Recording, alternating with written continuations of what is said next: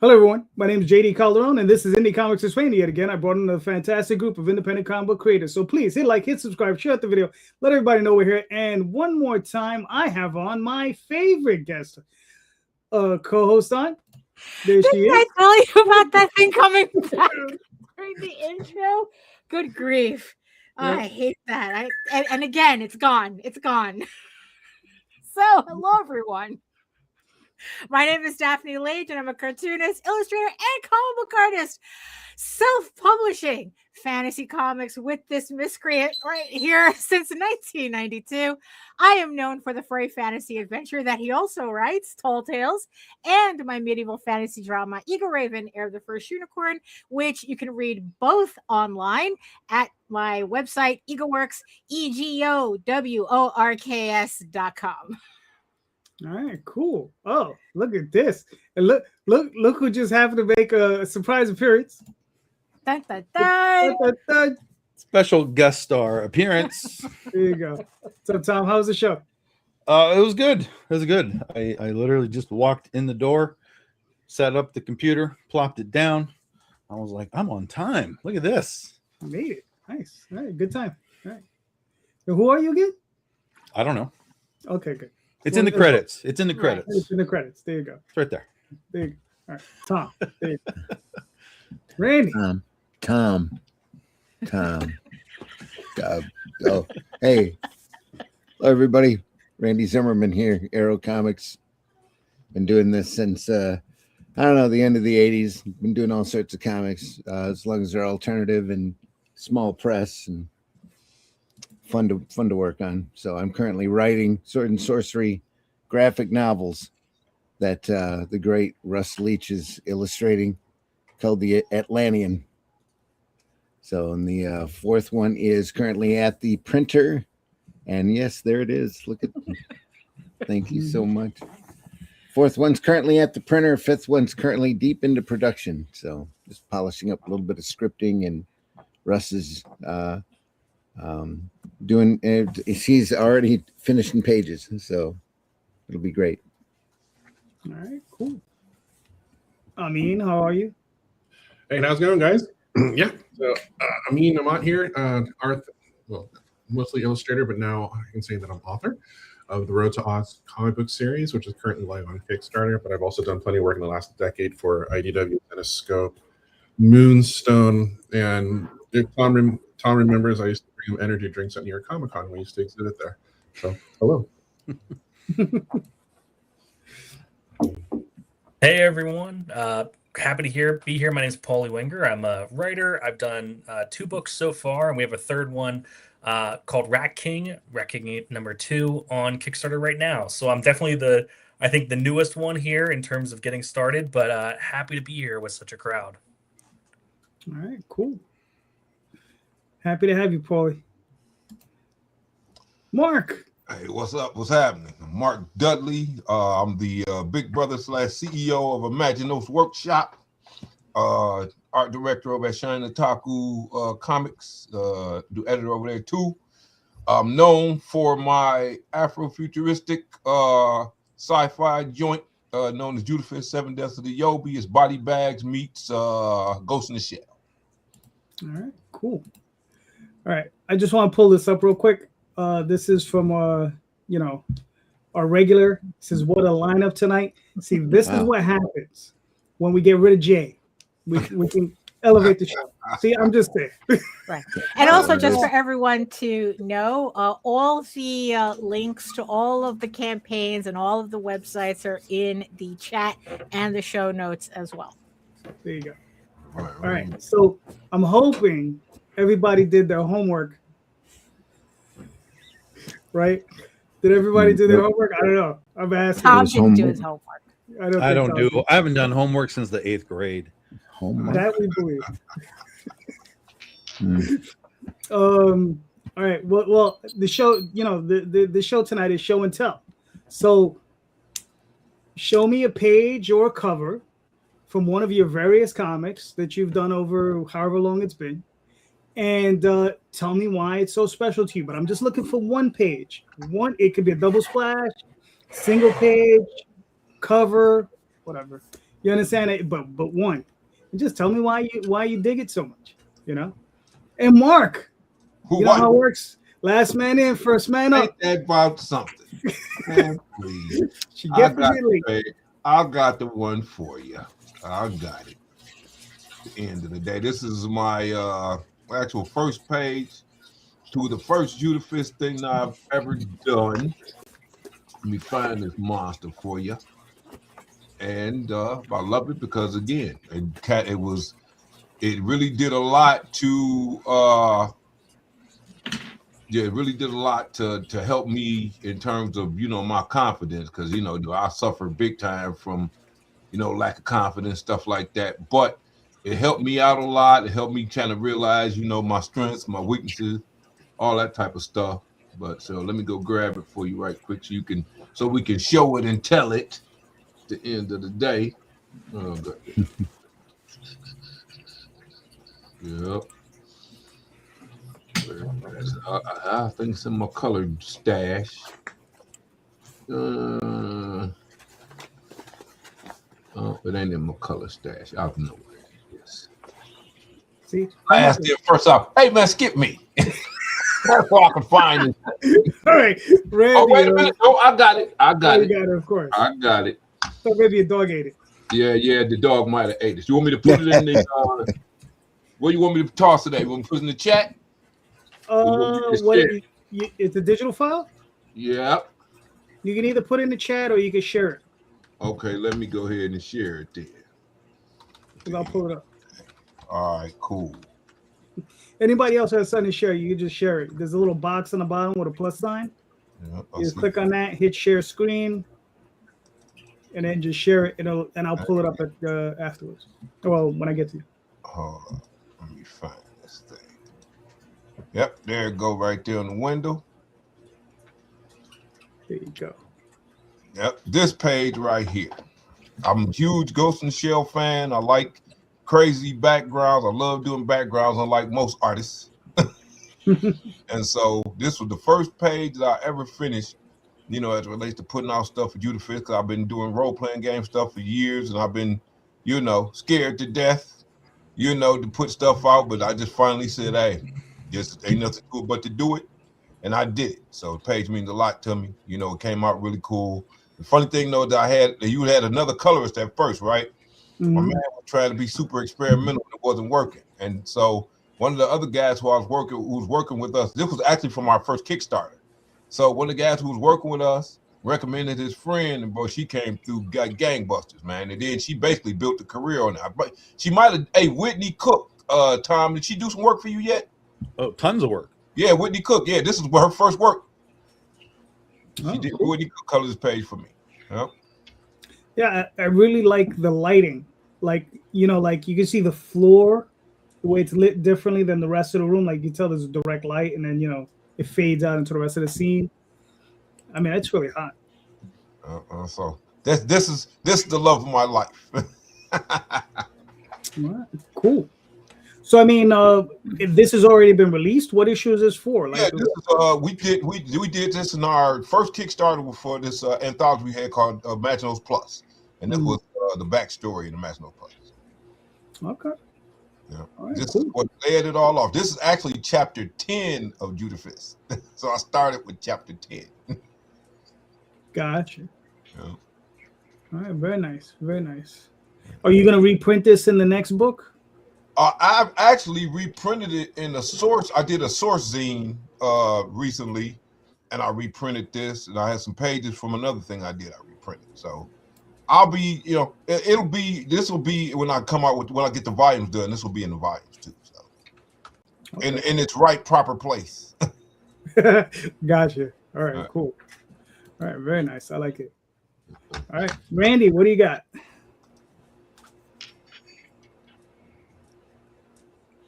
Randy, do you hear me? What do I got? Let me see if I can get you to share something. Yeah. Yeah. Can you hear me all right? Yeah, we can hear you. Can you hear me all right? We're good. Yeah, we're all right. All right. Let me try to share here.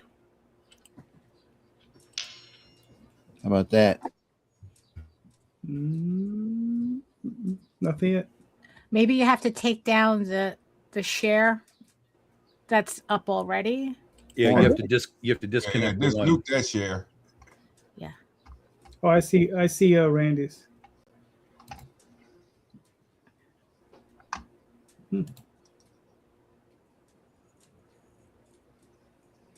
We got it?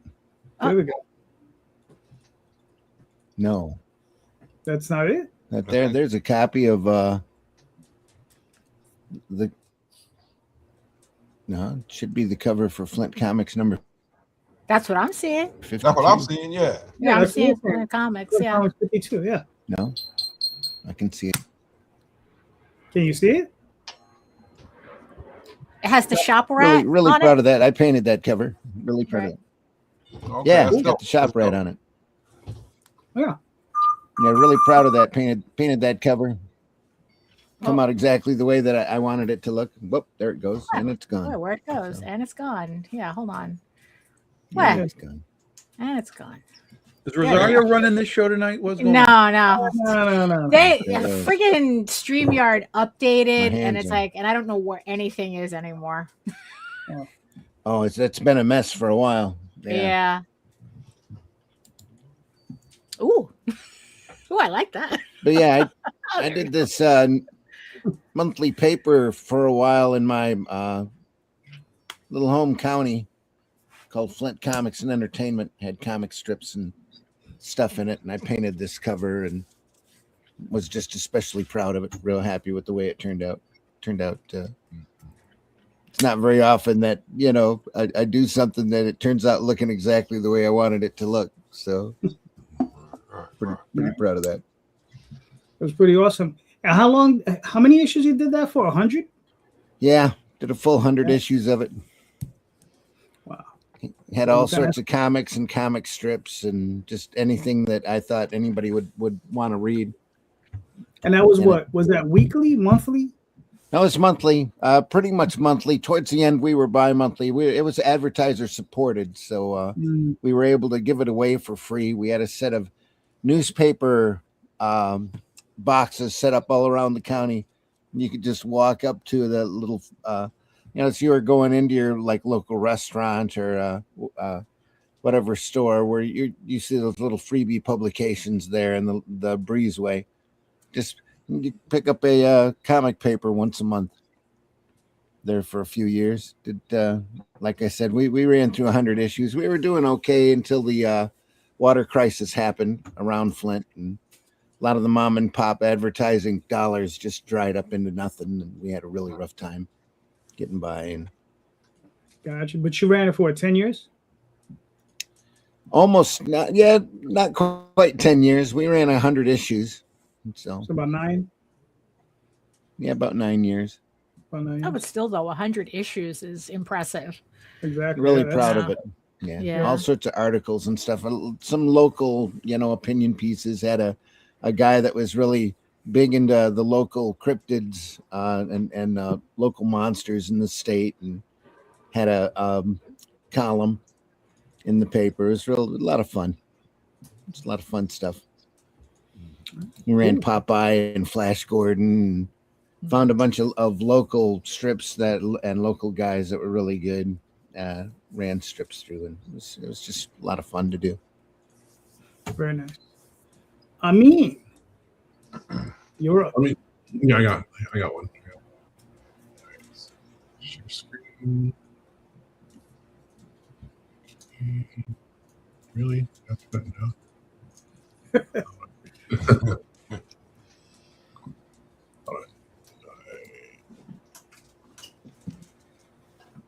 Let's do image file. Oh, sorry. Slight technical difficulties, a la JD. Mm-hmm. Go ahead. Just blame the other guy. Blame the other guy. Go ahead. It's okay. We'll put this here. Okay, now I should be able to share it. Image file. Boom, there it is. Okay.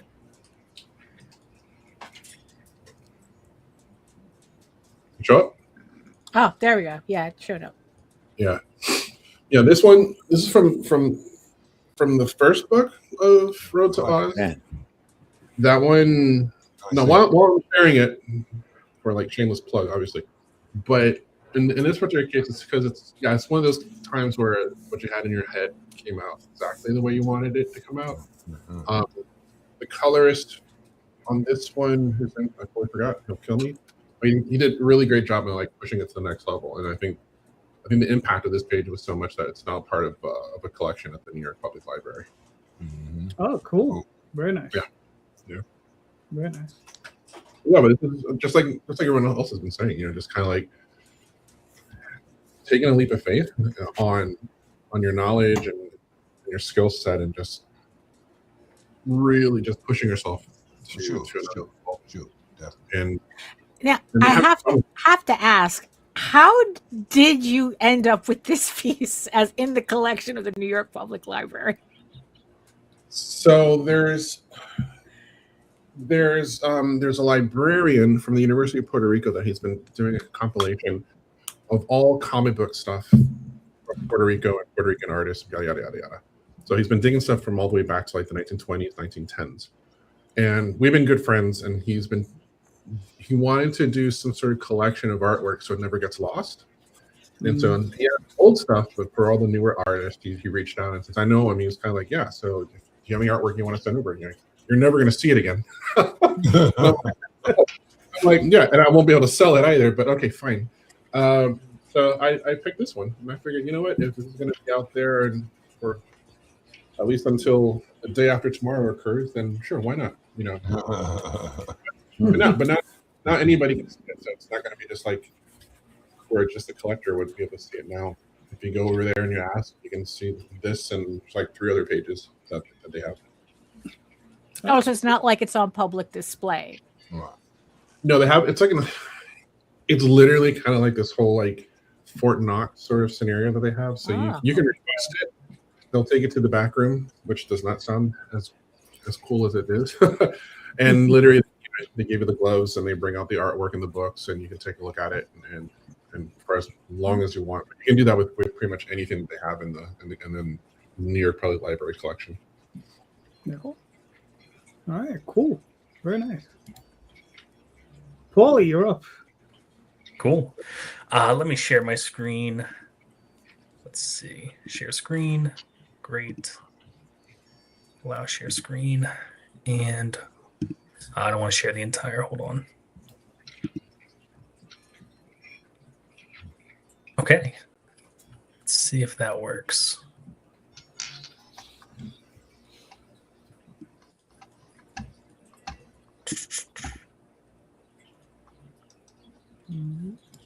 One second, everyone. Figuring this out. Sorry, it's okay. I think Mark already established, There we go. Does this pop up? There it is. I got it. Okay, cool. So nice. As I mentioned before, I think I'm the most relatively new person working in comic books. I started actually in the fall of 2024. I was a PhD student. I still am at the University of Delaware. I study history, and I got to my winter break, and I did what I think most PhD students do is when you start to go, oh man, I don't want to do my dissertation research. I want to do something fun instead. And so what we had done first was I was a big fan of card games, and I made a card game about the Boston Molasses Flood, which is a real historical event in 1919 where a giant water tower full of molasses exploded, covering the city of Boston, destroying the North End. And so we made this card game. We did it on Kickstarter, and we made about 1,000 copies of the game. For that game, I found an incredible illustrator named Francesca Carita, whose name I always mess up because she's Italian. And she was incredible. She did these really intricate drawings of the molasses and the horses and the USS Nantucket soldiers. And she had started out being an illustrator for independent comic books like from Dark Horse and Scout. And she actually has a book coming out from McMeal this month. And so we did the game first. And me being a comic book person, I was like, we have to do a comic book together. So we started doing this comic book about rats. I think a lot of us have a similar interest in that way here tonight. And so we started telling this story about 2 New York City rats escaping through the sewers and uncovering a plot by their rat king to exterminate the poorest rats in the city using cats. And so this is our first big splash page for issue number 1 of that comic book, introducing us to one of the big bads of our story in Hades the Black Cat. And I think this page does an incredible job illustrating how scary this character is while keeping it a bit light and friendly as well. All right. Very nice. I love it. It looks great. It's a nice page. Yeah, she's incredible. And Gonzalo Duarte is our letterer as well. And he does a good job throughout the comic, really making it kind of pop. Mm-hmm. Yeah, it looks great. I mean, she does a fantastic job of layering, the images. Yeah. One on top of one another and shit. Yeah, it's great. I mean, listen. And I think, JD, one of the nice things about those of us that are writers first is when you can kind of give it to the artist to do things on their own and be whatever you want to do, kind of push them towards it. For example, in this page, in no way, shape, or form did I write in the script that the door has all these comic, rat characters in the background that you see behind the cat. But Francesca is just such an incredible artist on her own that she does that really, really amazingly. Yep. Oh, yeah. I know exactly what you mean. It's good, awesome. And just a quick plug. Currently on Kickstarter. Yes. Go get issue number 2, please. There you go. 6 days left. There you go. Very nice. Very nice. Love it. All right. Tom. There's a few things that I could show that came to mind, but this was the one that came to mind immediately because I've always had fun with this page. So this is our book, Ursa Minor, which is vampires and werewolves and all the monsters and so on. So we've got this bar here where the vampires show up to see the show, and Angela's the waitress taking their orders, and the vampire dude there, Albert, he obviously gets a little handsy, and then we see his hand kind of comes off her butt, and she's got crosses on her butt. I've always patted myself on the back for this. I'm like, how does a waitress in a vampire world deal with the grabby hands? And that's the answer: is put some crosses on your butt, and you'll be fine. So I've always loved this page. It's super fun, and while all of Ian's art, Ian Snyder did this page. All of Ian's art is in somebody's collection. He bought all of it. Ian gave me this page, so I actually have this original page in the collection. So the one dude isn't happy that he doesn't have a complete collection, but up beans, buddy. This one's mine. Couple other things, like CB Zane has done some stuff for Goth Day where we were incorporating musical notes into the panels. Like some of the panels are actual musical notes, some are just kind of blend into musical notes. He did a great job with that whole book with the musical theme throughout it. So we've done a lot of cool stuff, but this was the first thing that came to mind, and I like it. So there we go. All right, cool. Very nice, very nice. Daphne. Yeah.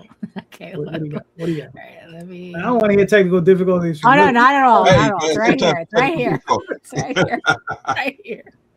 So this is a double splash page that I did for an adult comic that I did called Eagle Raven, the Unicorn King's Daughter, and it's a spoof. The entire thing is a spoof on Conan the Barbarian. Well, I think it's like the Savage Sword of Conan, the Frost Giant's daughter, and the challenge that I gave myself doing this book is that every panel had to be a direct rip from a Conan, from the Conan comics. Like I even tried to imitate when I did the writing. I even tried to imitate Roy Thomas. Yeah, I tried to imitate Roy Thomas's dialogue because it's supposed to be like just a complete rip / homage to it. And this is a a direct reference to this particular splash page. But of course, like I'm not going to take it directly because the environment is different. So this is what I came up with based on those pages. And it's really funny. It's not even part of my main series yet. The goof book that I did, because in the end, this was like a book that I did because of a joke that I made on Facebook, and it ended up including some of my favorite like page work in my entire series so far. So this page is my favorite piece of comic book work so far in my series. So thank you, thank you, RJ. I'm very proud of it. All right, cool. Very nice. All right. For myself, initially, it was going to be this image that I have behind me here with Oswald and his wife, Belinda. But I've been lettering, so I was like, oh, no, I'm going to choose this other one. All right. So I'm going to share it here. And it's this image here.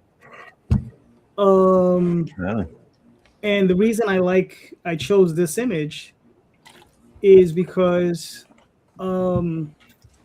it starts off a story called The Trial of Oswald, and it's where he gets to tell his story, where he gets to explain exactly what his history was in Dream, because he goes into Dream for a while, and he's there in reality only 2 weeks our time, but in Dream it's about 80 years, and he goes in and he tells this story for the first time, and it's pretty much a very elaborate story, and took the artist.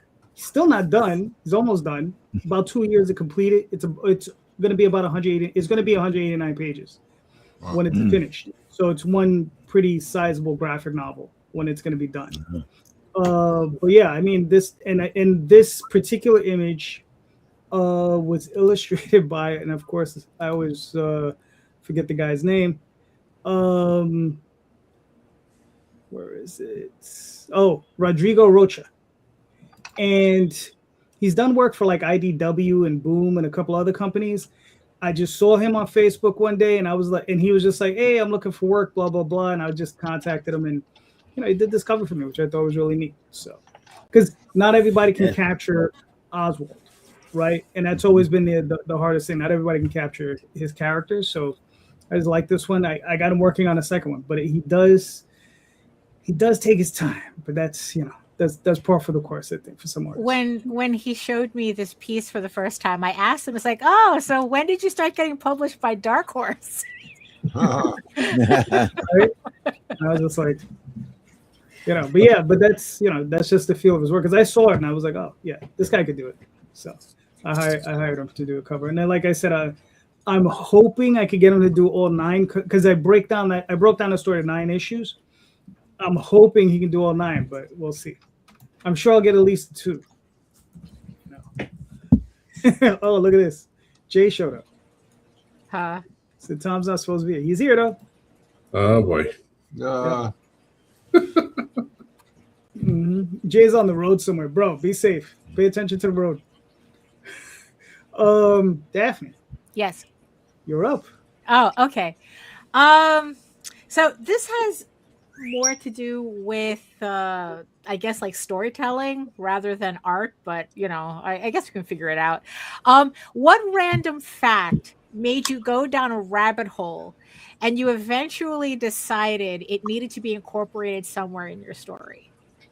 Cool. Randy.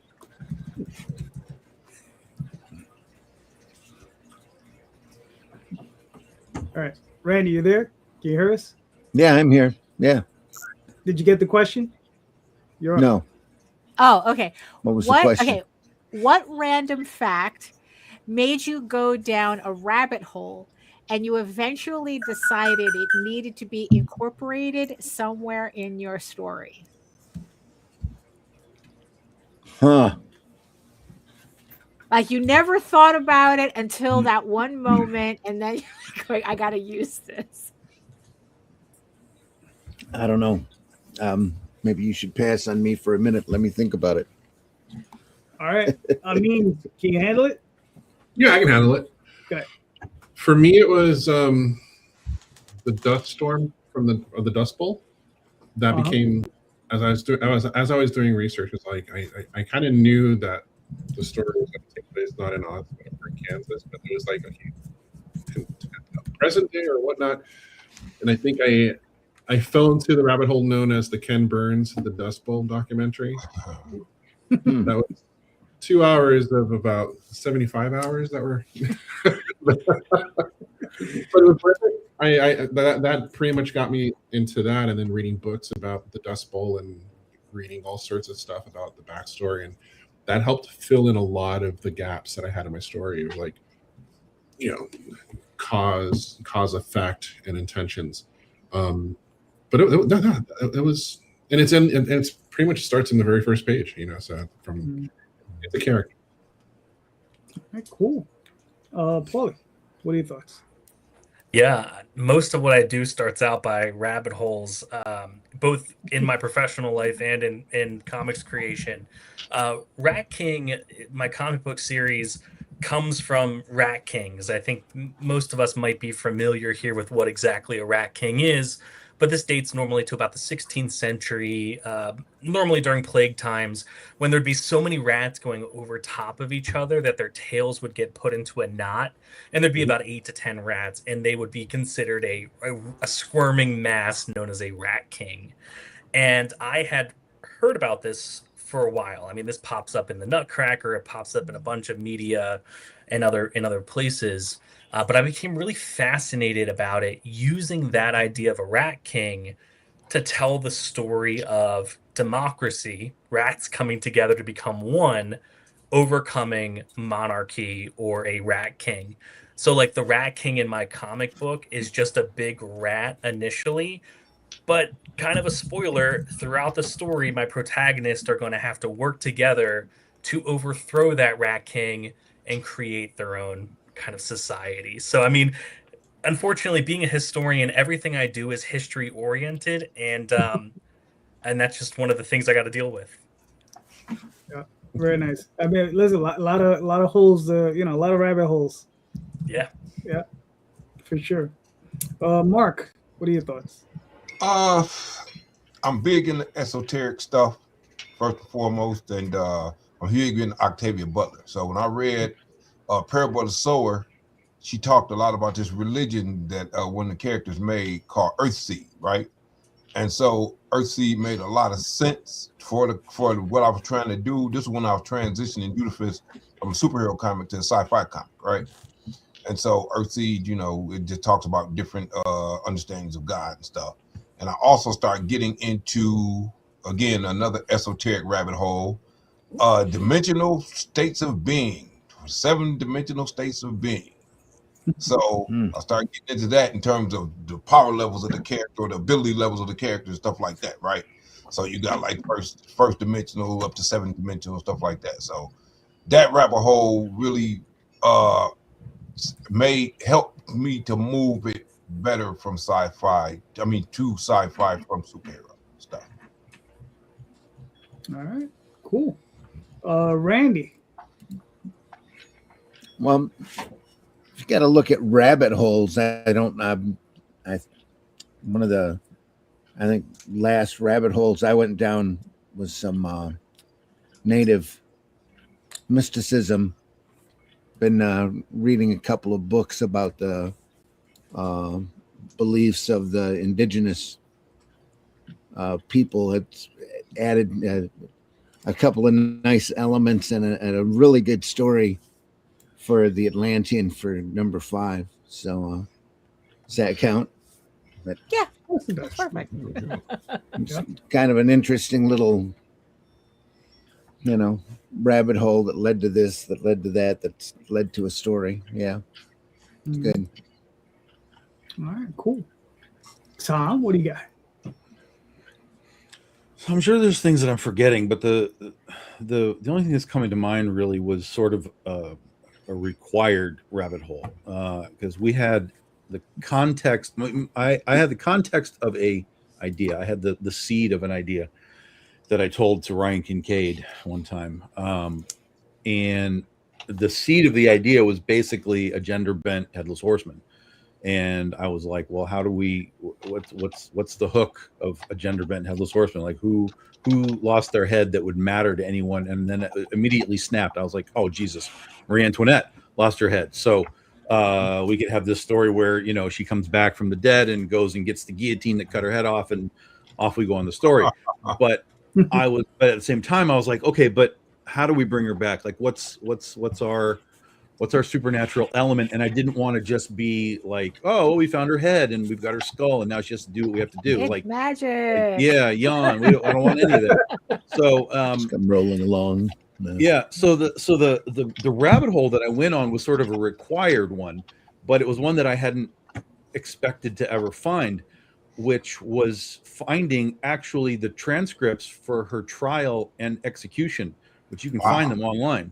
And it's brutal to read because it's handwritten. It's you know, old I'm assuming writing. it was translated Like, too, oh my because God. assuming it was French. Yeah. So I'm reading this stuff, I'm struggling to get through it, but I'm reading this stuff about the trial and, you know, how she was kind of ramrodded and, you know, none of it was all kind of made up. And then it got to the execution. And that's the part where I found our way in, because in the stories of her execution, there's a portion of it where, so what I didn't know was that back in the day, public executions literally were public executions. People would show up almost like they're tailgating at sports events now. Yeah. They'd show up and wait for it to happen. And, you know, there's this, what did they call it? Basically, women would just show up and just start knitting stuff while they're waiting. You know, we're waiting for the heads to come off. So it was crazy. And so within that context, when Marie got her head lopped off, as the story goes, 3 girls came out of the crowd and had rags, and they started to mop up the blood that was coming off of the stage. And basically they were quickly sort of, get out of here, kids, stupid kids, get out of here. And then that's the end of it. Nobody knows who they are or what they were. And that was my door. That was the immediate instant door that I had open. I was like, it's those 3 girls. That's our story. That's how we can create a supernatural element with the blood and so on to bring her back to life. And so that's what we did. And Marie Antoinette came to life with her guillotine. Cool. So yeah. All right, cool. I think for me, one of the things I like theoretical science is one of those things I've always been into, right? And one of the really far out things is, you know, we've all heard of Ringworld, right? Yeah. But one of the things based off of something similar to that is a Dyson sphere, and I don't mean the vacuum. We've all seen Star Trek, Calderon. Exactly. We know what a Dyson sphere is. Yes. So it's the Dyson sphere from you recognize it from Star Trek, where it has a sun, and then, you know, the crust that's in the inside. You live on the inside of it, right? So I can only imagine how big this thing must be, because you have a sun in the middle. You can have other planetary bodies rotating around it, but yet you still have this crust that encases it, right? And how big it must be. So I came up with this thing called the God world of Lykar, right? And it's a world that was created by a race of sorcerers. And they call it the God world because they sacrificed all of their own gods, plus they would travel to other dimensions to take their gods, and they used all of their energy to create this Dyson sphere from their dying, because their world was dying. And they were like, nah, this isn't going to happen, because they felt they were just too powerful. And over the course of over 1,000 years, they built this world. And it's called the God world of Lykar. And it factors a little bit into the Oswald mythos, because he looks for a particular artifact that they use to create that planetoid. And And yeah, so it's one of those things where, as I remember, I just continuously did research on it over and over again. And of course, instead of using a science fiction story, I applied all of it to like fantasy. So Right. which is a lot more fun for me. So yeah, that's my rabbit hole. So Daphne, what's yours?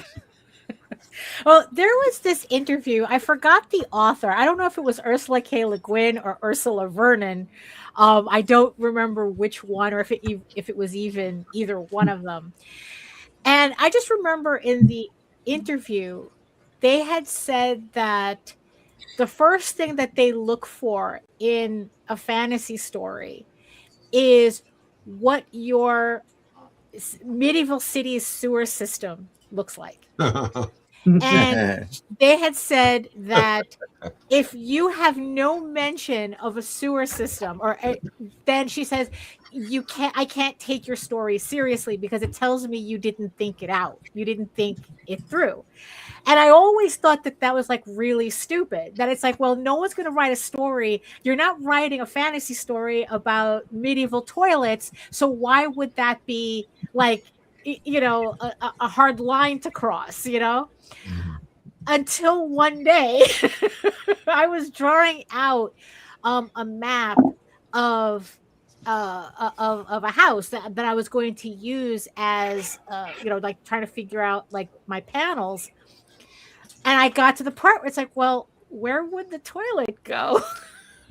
And all of a sudden at this moment, I was like going, damn it, I have to look up how a medieval toilet works. And I ended up down this entire rabbit hole about medieval hygiene and finding out that flush toilets existed in ancient Mesopotamia. And that even during medieval times, there were variations of that type of technology. Pretty much we can blame the Victorians again for kind of like making medieval times sound like more heinous than it really was. People did actually bathe. They did actually have hygiene. It's just that it's not the way that we see it, how we experience it. And I found out that medieval monks created the whole concept of a spa weekend.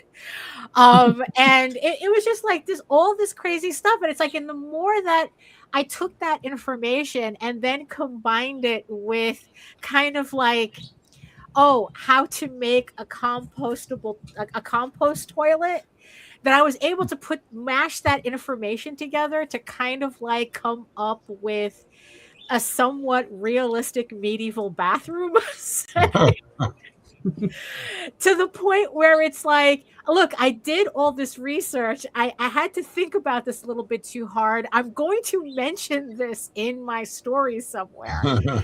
And it doesn't happen in the comic, but in the Eagle Raven novelization, I have an entire page just dedicated to the idea of what cleaning a medieval toilet entails. just so it's like, and what's funny is that for something that I was willing to just kind of like, get out of here with that, I felt like it actually kind of added something to the story, just a little bit, even though in the end it turned out to be just a paragraph, of describing Eagle Raven cleaning medieval toilet. It was, I don't know, it's like it just seemed to like add like just a little something to the story, like that little bit of realism that kind of like, like it's a fantasy, but it's still grounded somehow. We don't have to pretend that this doesn't happen. And then it's like, and in the end, I was like, oh, now I get it. Yeah, so. All right, cool. So, I mean, well, all roads, I guess, lead to toilets and sometimes to us. So, I mean, 3 out of 10. Yeah, I know. 3 out of 10. That wasn't my best one, but right. there you go. Do. Yeah. Sorry, this is my Kickstarter campaign, The Road to Oz Chapter 3, which currently is at 80%. So I need to update that graphic. So in this particular issue, we get to see Scarecrow and Dorothy rekindle an old friendship, but a foe that we thought was dead is returning. Yeah, I mean, what else can I say without spoiling anything? I got some preview pages up on there. I got some color pages up on there. I'm pretty much about 2/3 of the way done with the books. So by the time this campaign is over and the funds are received, it's just going to be a matter of kind of doing fulfilling all the reward tiers and getting them out to everybody, which has been great because I've been getting this book out to places like Germany, South Korea, Greece, the UK, Ireland. Is very popular. They have quite a number of backers over there. But yeah, just take a look, hit me up. All right, cool. Now this is issue 3 of how many issues? This will be 3 of 4 for the first volume. Okay. And how many volumes do you think you're going to be going? I have plotted out 4 volumes with four chapters each. All right. Very nice. All right, cool. And you're doing all the work yourself? Like, what are you doing on this? Penciling, inking? Writing, penciling, inking. I do have a colorist, but I do art direction with him, and then I do have a letterer. But of course, that I'll also kind of do some suggestions on changing fonts and whatnot. And and the whole kit and caboodle, including the marketing. And as you kind of saw there, I'm also on a book tour. So I will be at the American Library Association conference in Chicago in June. I'll be at IC3, the Indy Comics Creator Con in Jacksonville on July 11th. I'll be roaming around San Diego. I'll be at TampaCon in September. And I'll find out if I have a Artist Alley table at New York Comic Con. If not, then I'll be wandering around. All right, cool. Very nice. Now, so this is issue 3, and then you're gonna move on to issue 4. When do you think it'll be? The next campaign will be up in a couple months, 3 months, next quarter? No, per the scheduling that I have, I should start the 4th one probably after San Diego before Tampa, because otherwise it's going to get pretty hectic. So that's for my schedule for the Kickstarter. I have it starting around there for a delivery date, probably by New York Comic Con. Okay, cool. And one last question: what drove you to do this book? Because obviously you were working professionally, doing other things. What drove you to do your own thing? Oh, that's a good one. I got frustrated. I was always the guy that was called upon to save other projects. Mm-hmm. And once you start saving 6 projects or more, and you're just kind of telling the editors, look, why don't you just hire me from the get-go? We would never be in the situation.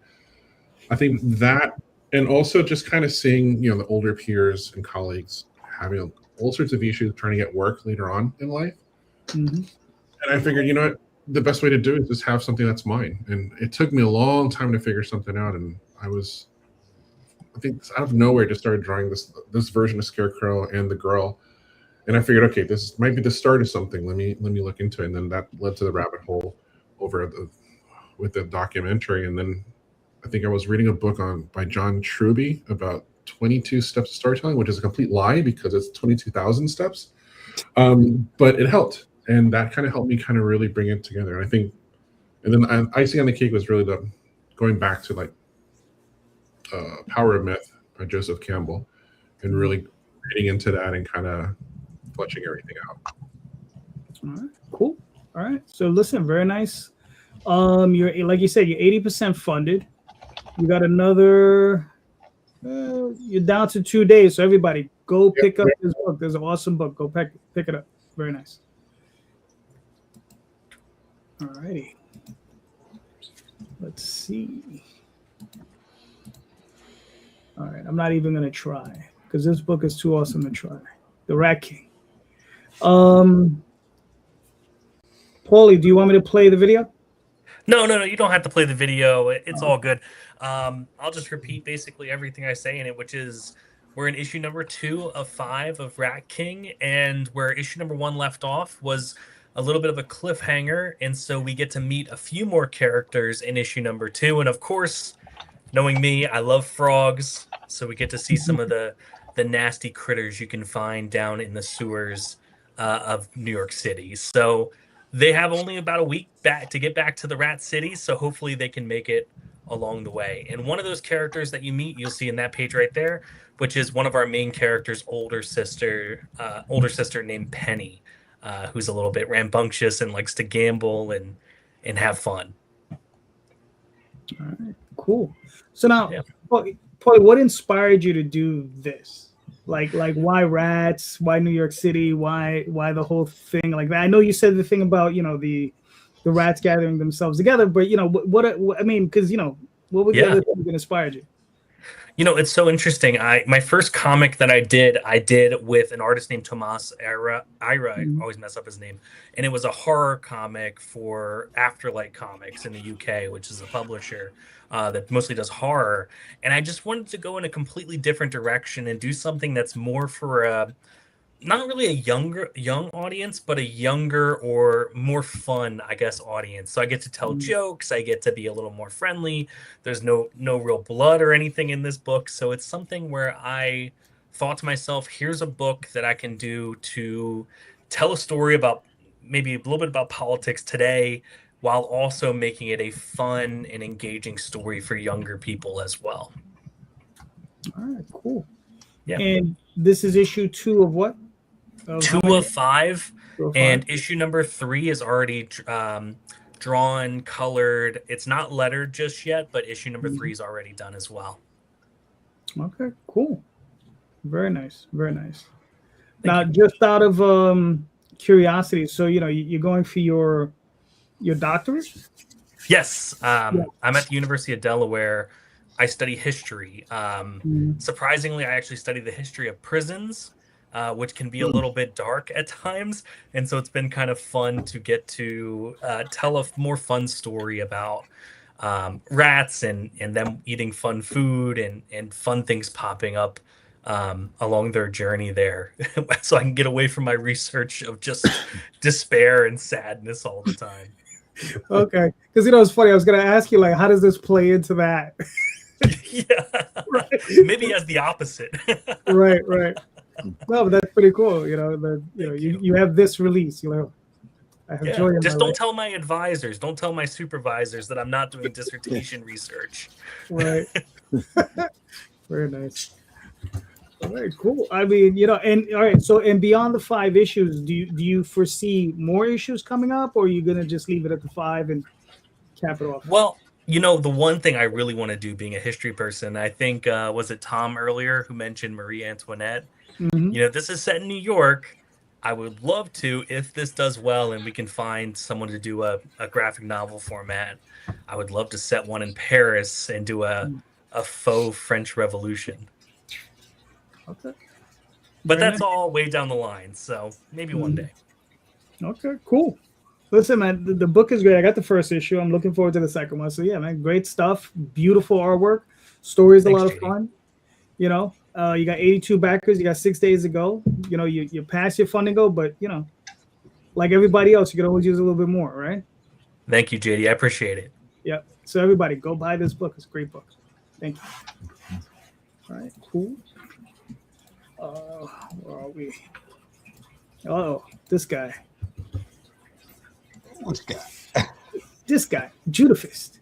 Oh, okay. So this is my Afrofuturistic comic Judafist. It's a web comic right now. I have a physical comic as well, but being on the web has helped me out a great deal. This is surrounding this guy, Amru Jones. He's a bioweapon from our time who wakes up in the future and finds out he still has these relatives left in the form of 3 orphan kids. They have his same DNA, and so the people he's been battling our time are super strong in the future. And so they found out that these kids are around. They're like, we don't need him. We'll take his kids. And so we want to turn them into bioweapons. But there's also a larger conspiracy going on that is actually 50,000 years old and involves aliens. So this is Judafist. Actually, what I also just did, I put up the source zine. This should be the last thing in the chat. I'll put the source zine. And the source zine, it tells you basically how I decided to make it into a superhero comic, and it also gives you a lot more information on the world and some of the future protagonists he's going to be battling, and some more pages and stuff too. Okay, cool. And Daphne, if you could put that in the show notes, and people, I'm giving away. Actually, I just put the link to Judah Fist, the webcomic, in the chat just now. So cool. Yeah, but that source scene is for free too, so people can download that too. All right, nice. So now, when are you getting this up on Kickstarter? Like a physical? Like I said, still November. I'm still making good headway to finish up that third volume. It's going to go on to Kickstarter in November. All right, cool. And how many pages is the whole thing going to be? 90 for the volume. Yeah. Okay, very nice. All right, cool, man. Listen, man, I'm looking forward to having a physical copy. Well, sure, I can send you a physical copy of number 1 right now. Nah. No, man, I'm willing to wait. I'm willing to back. You know what I mean? Fair enough. I'm willing to back. So it's a free download, right? Yeah, it's a free download. It's Judah Fist itself is a webcomic. You can go to the webcomic, but I also just put up the source zine in the chat. So and you can toss that up as a free download too. Yeah, I'm doing that right now. There we go. Okay. All right, cool. Now we got BDI World Goth Day celebration. Tom, Yeah. what are we looking at? I don't know, man. This has been a whirlwind. I mean, we just launched this Thursday night at midnight because I knew I was going to be on the road up to this con this weekend for Friday, which is last Friday was actually World Goth Day. So we launched this midnight on Thursday night. So it's been a bizarre launch. But this is our fourth issue of Goth Day. It's the final issue of Goth Day. Basically, it's a world where we can take all of our characters from all of their normal worlds and reimagine them in this goth world, this dark universe, and they can all kind of hang out together. So like Catnip is the goth version of our Critter superhero characters. So this issue, so each of the issues kind of has always had sort of a theme and a tone of its own. It's not like a continuity thread. It's like each one examines a different aspect of like creativity, and in this case, it's conformity, social conformity. What's conformity? What's non-conformity? How do you kind of step into and out of the box of all sorts of different things? CB Zane and Gat Melvin are back on the colors, on the art and the colors. And as we've always done, like we talked about earlier, the Goth Day with the musical notes and stuff. This will have some artistic variation and design to it as well. As you go through here, you'll see some pages that have like stars built into the campaign or built into the panels and so on. So it's going to be a really interesting. The story is about nonconformity and stepping out of the box, but then the art will also be very nonconformist in what you kind of expect from a comic book as the story goes along. We're not showing any of the pages that are going to be sort of like the surprise pages. You'll see that when you get the book.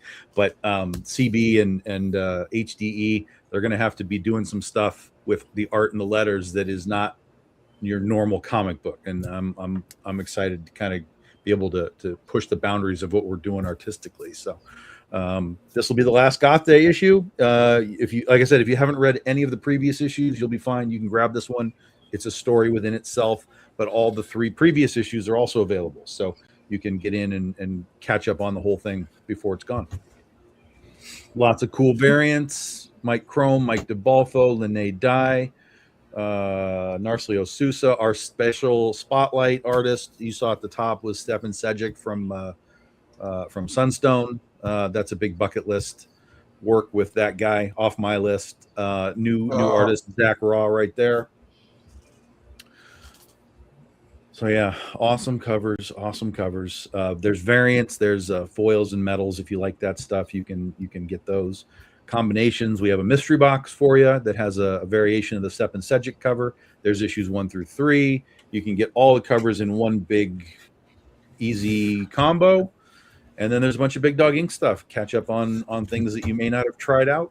Scheherazade, In Crowd, Iron Butterfly, all kinds of different stuff in the add-on section to try out the rest of the Big Dog Ink books. and we're already funded. We've already unlocked the first stretch goal. First stretch goal is the trading card that goes along with Calderon and Rosario and Marvin and Moltari, the trading card set that we're doing all together. All of the cards have been unlocked, so no one's missing a card. But if you didn't get in on the campaigns, tomorrow I'm going to be making an update for these cards that will have all of the links for the previous campaigns. So if you missed one of these campaigns and you didn't get the card, you can go to those links and pledge for the late pledges and get the cards. But ours is unlocked. It is my second card in the set. And on the back is a 9-piece puzzle of all of our characters together, like the old 70s trading card sets. So yeah, go get some Goth Day and then follow the links to all the other stuff. All right, cool. Very nice. Listen, as always, man, always put out a great campaign, a great product. Great looking book. Very nice. All righty. Daphne. Yes. What do we got? What do you got? What do you have? Okay. Oh, so this is the pre-launch page for my upcoming campaign, Eagle Raven, Heir of the First Unicorn, Volume 3. This is, like I said, this is the pre-launch page. Eagle Raven, Heir of the First Unicorn is the story of a unicorn princess exiled into the mortal realm who trains to become a knight, hoping to win a king's favor and save her people. In Volume 3 of this 4-volume series, or the entire 16, it's actually a 16-issue series. Volume 3 collects issues 9 through 12. Eagle Raven survives the ordeal of the tower, emerging with the title of Knight of Turnham. As she returns to her enchanted kingdom, the stakes rise as she realizes the dragon lords are attempting to resurrect a goddess and start a war against the realm. After refusing a tempting parley with the manipulative Prince Rillian, boy, do people love to hate that character, Eagle Raven is forced to assert her rightful claim to the throne of Edenron in a challenge brought by rival elves who resent her return. Eagle Raven is the story of trying to find your place in opposite worlds and learning that the people who will stand by your side and lift you up are not exactly the ones you would expect. It's a sword and sorcery fantasy with a soap opera twist, featuring character relationship-centered stories with unicorns, elves, dragons, and furries. Also, what makes this campaign at least special to me is that it's the first, it's going to have my first Zhang Brothers cover, which I am absolutely thrilled to be able to get a cover from them. Actually, now I'm on my 3rd cover because I ordered 2 more after this. So once that cherry got busted, I was like, okay, give me another one, give me another one, give me another one. But they're absolutely worth it. And like I said, I'm just thrilled to have a Zhang Brothers cover, which will be on a special reprint of issue 1. And there's going to be a regular version, like you see in the thumbnail. And there's going to also be an absolutely gorgeous nude version that is going to be a little bit of a tough sell with Kickstarter being the way it is right now.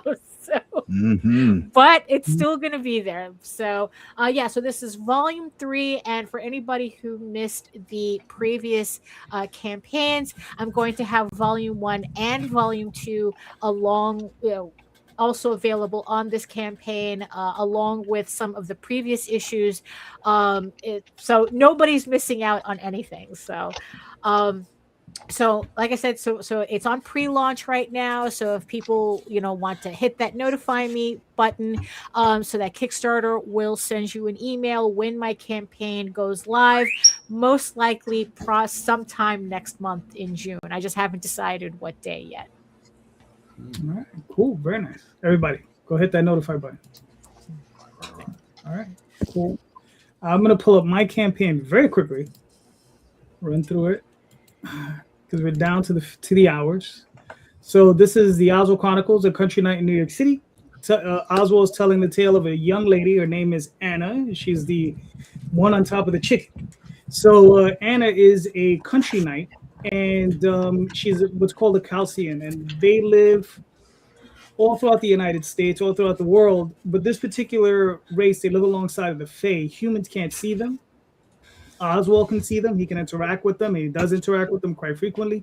They're a race of sorcerers. And her family, basically her father and her brother, they were the leads of the family. But both of them died in a war. And she's the only one left that can carry the family crest and the armor. And she's been sent off on a special mission to go to New York City, gather an army to bring back to help defend her land and her people and her township from these Fae that have come out of nowhere, and they're very mysterious and they don't know what's going on. And these Fae are like very strange to them because they're using both technology and magic. And this is something that's completely new to them, and they're trying to find out what's going on. And Oswald's telling the story of this young lady, and she's going out. And I also have this very awesome death dealer, Frank Frazetta chicken cover. Chicken. Yep. And then, and I just ran with the theme, and I had him do basically all the Death Dealer covers as alternative covers. And here's some of the interior pages by the regular series artists. This is Jade Gonzalez, and book's a lot of fun, and it's already complete. So like most of my campaigns, as soon as this gets funded, it gets sent off to the printers, and as soon as it gets to the printers, I'll be shipping them off. Probably the next 2 to 3 weeks, and then I'll be launching again. So there you go. So Excellent. yeah. So so go check it out. I only got a few hours left. I think there's only what am I down to? 16 hours. So yeah, 16 hours. Go check it out. There you go. All right, Tom. You're lucky I'm here. Much less have a question. I'm surprised he even had artwork to show. So I know. Well, look. I thought I'd try anyway. All right. All right. Here's a question for everybody. So we're all creators here. So, what is the thing in comics creations you're most comfortable with? Right. So, what's that thing when you're creating a comic that you feel the most at home? Right. Like, where is it? Amin, you're up. Sure. I want to say doing the sequentials. So I'm really comfortable and okay with doing interior work, which I know that it's a lot of work, but I don't know. It does. I don't know. I guess I'm a little different that way because I don't mind it at all. Even though it can get complicated, and then just trying to figure out storytelling and composition and all that other stuff. But yeah, that seems to be my niche, my happy place. Working on the sequentials. Yeah. All right. Cool. Very nice. Paulie, what are your thoughts? As the newest person here, I'm not sure I'm comfortable with anything yet, JD. I'm definitely still getting the hang of it all and just enjoying the learning process of it all. I'll tell you, today I did my second time ever at a convention, my second ever convention today. And I think I had an easier time talking with people and getting to meet them than the actual writing process for me. It was just more fun to go and meet people and tell them about the book and hear what they were excited about. Because, as the new person, I think I'm just overanalyzing everything I do. So still uncomfortable, but I think in a good way. All right. That's fair. Mark, what are your thoughts? Backgrounds, man. I'm a big Kitsuhiro Otomo fan. I'm a huge Masamune Shirow fan. So, their backgrounds are, I came up on their backgrounds, and once I got to the point where I could actually do backgrounds at that level, I found myself at a place where, I really was hitting my stride. So yeah, doing the background, especially sci-fi stuff. All right, cool. Randy, what are your thoughts? Lately, for me, it's been writing. Sitting down here in the old dungeon and writing out a lot of stuff by hand or digitally here, and then having just an interesting twist out of the blue, or a character wouldn't do that. That character would go over here and do this, and starts a whole nother, couple pages worth of fun.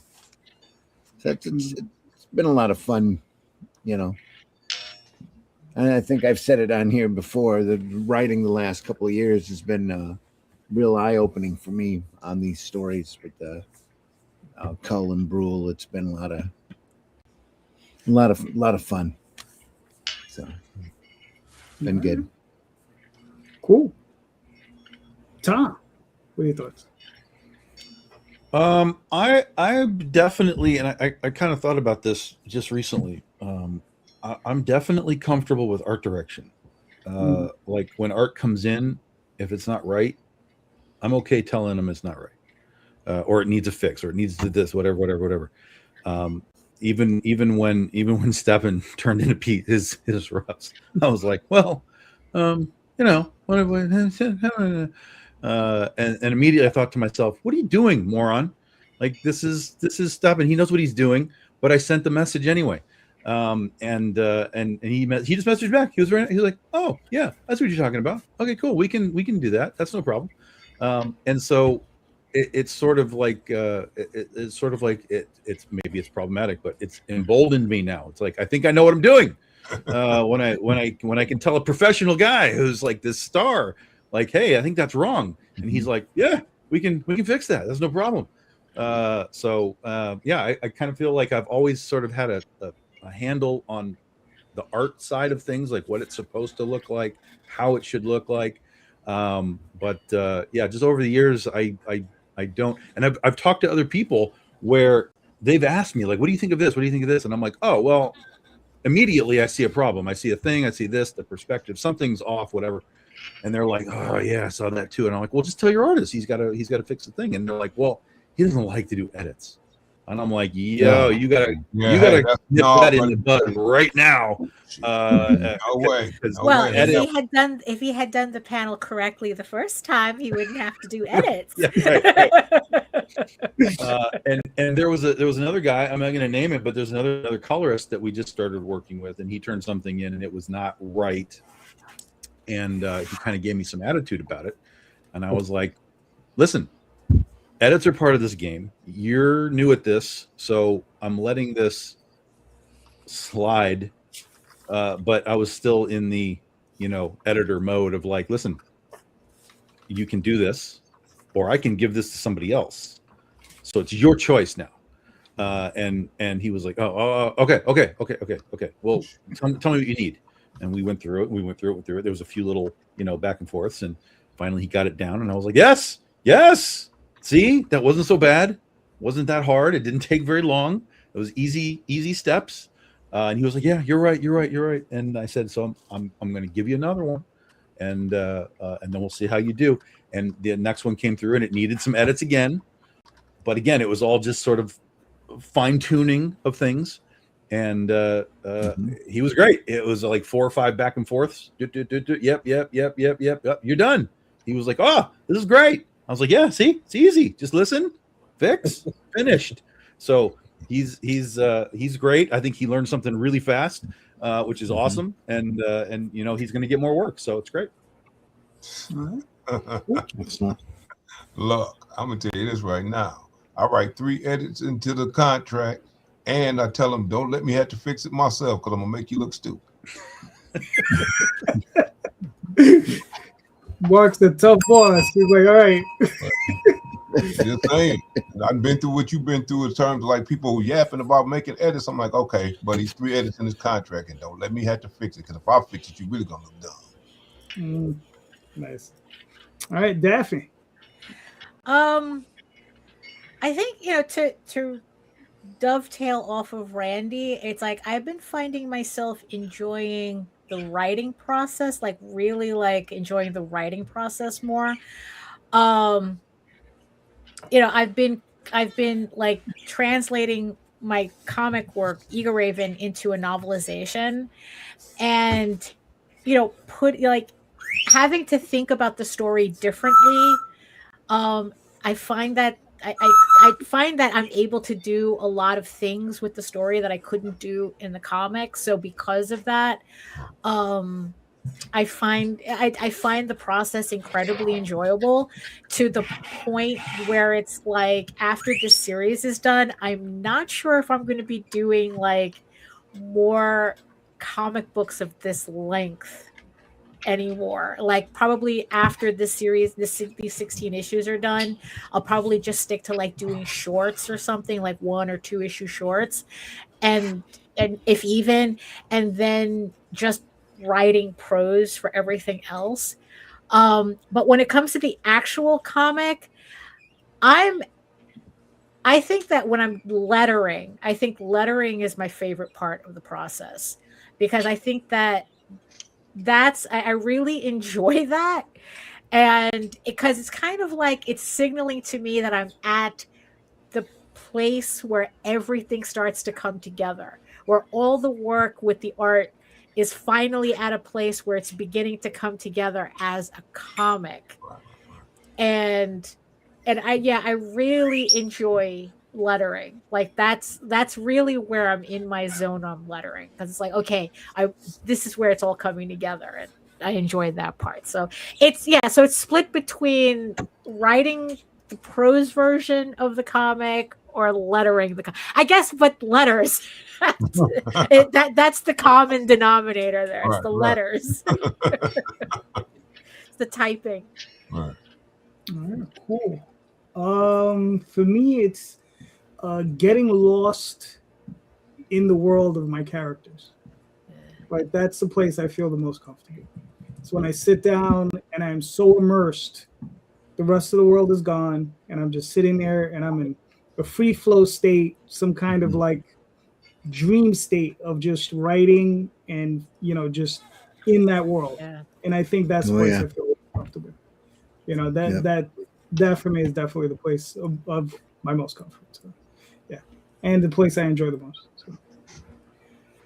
All right, Daphne, you're up. Question 2. Well, I originally was going to start with a different question, but Tom's answer about art direction. So whenever everyone here has had to deal with other artists, including myself, especially when I was dealing with the Zhang brothers, and I've commissioned other people for art as well. So in terms of, I guess, like getting the artwork that you want, where do you ride the line between trusting the process and allowing an artist to kind of make their own way with your work, and or getting to a point where you're not nitpicking them to death? Like, how do you know where that middle ground is? So how do you know, like, when you should just allow that process to just trust the process, or it's like, nah, there's too much going on, like nitpicking, like I guess, like, I'm talking about the two extremes, right? Like, how do you ride that middle part? Paulie, you're up. Yeah, I think I've been really lucky early on so far, working with 2 really incredible comic book artists. And I think one of the things for newer people as they're coming in is to, and it sounds very simple for those of us that have been doing it for longer, but like for newer people, really spend the time looking at whoever you're interested in working with's work. Really get a feel for their style. How do they do what they do? And can you fit your story into what they do really well? So, for example, my first book was called Devil's Mint. It was set one night in an auction house with haunted pirates' gold, right? And because I worked in auction houses, and that's what I was interested in at that specific moment. And I found Tomas's work, and Tomas had done work with Garth Ennis. He did war stories with him. And he has this really kind of gritty style to him and he has this great way with colors too, that I just kind of said to him, like, as you're writing the story, like, feel free to have really kind of gritty shadows in the background that are being ominous. And very few times did I really have to ask for any major changes for him. But I think a lot of it came down to, like, I spent the time researching what Tomas's artwork looked like before I had even reached out to him. And then even after he agreed to it, I went back into my script and changed a couple things that I thought would work better for his artwork over anyone else. So again, I don't have the most experience as some of the other folks here, but I would just say for anyone new who might be thinking about writing comic books one day, do the research before you think about working with someone. All right, cool.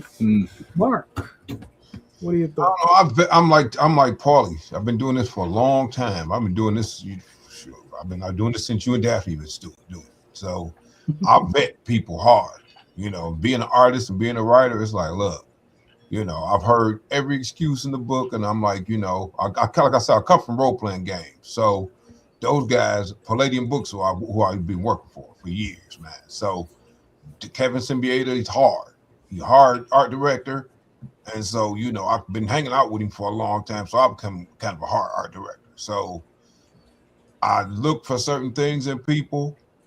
And at that point, like Paulie said, you know, I kind of know what I'm getting. And I kind of know what I do a lot of, though, is that I'm a real big development guy. You know, I like to help people get better. So what I do a lot of is like I'll see somebody just getting kind of used to this style, and this is the cadence that they follow for whatever. I'm like, you know, if you did a little bit of that, it'll probably bring something else on your work. If you did a little bit of that, then, you know, or if you pull back a little bit, it'll probably help your tempo with your story and stuff like that.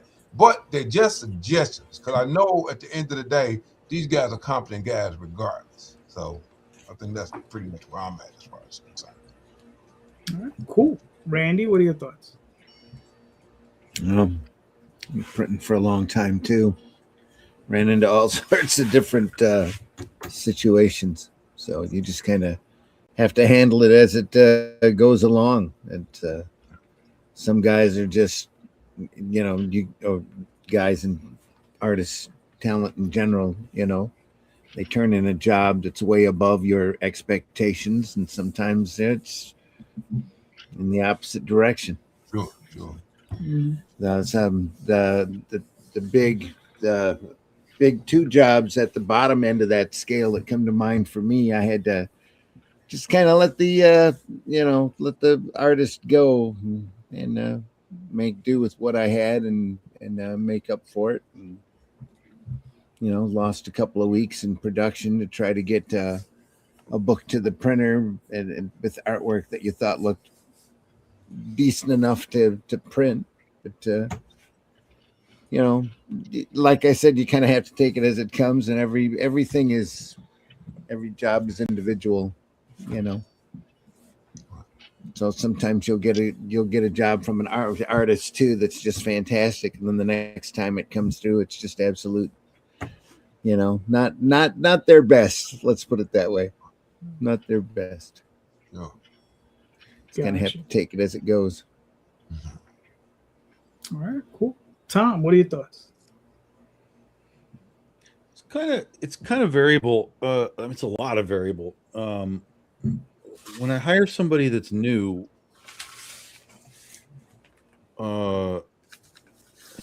again, there's still a variation, right? It's like if I hire somebody that's new that is new versus I hire somebody that's new that is Jim Lee, right? It's like Jim Lee's new to me versus that guy's just new to doing it.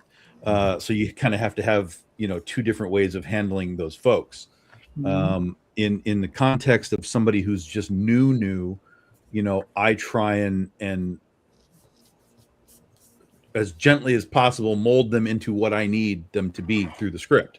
I make them really pay attention to the script. We go through steps so that they're not getting so far ahead of themselves that if something's wrong, like they're drawing a character wrong or something, then they got to go back and fix page after page after page. It's like, no, just give me a loose rough. Show me your storytelling. Show me your panels. If the story doesn't flow, we're going to fix it in the roughs before we move on. And so I try and create this system where it's very easy for them to succeed.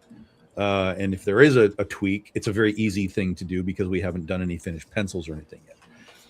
And that's worked over the years. And then over the years, those guys that I've worked with, they've gotten more grace from me to just do it your way. Like, I trust you now.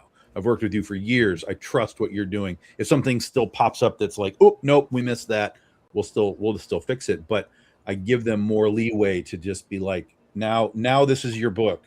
You know what I need, you know what I expect. Now do it your way, and we'll go from there. And that's worked. It's worked really well. Again, every now and then, like we talked about with the colorist, you find a guy that's like, well, I drew the thing. I'm like, well, okay, but you didn't draw the thing right. And we got to have it drawn right. So let's figure it out.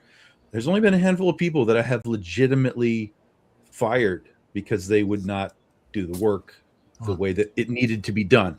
Right. Mm-hmm. They wanted to do it their way. And I'm like, well, no, I'm paying you. I'm the publisher. I'm the writer. I have to have a product that I can put my name on and put into the market. And if you're not able to do that, we can't work together. So it's only in 16 years, it's only really happened a couple of times. And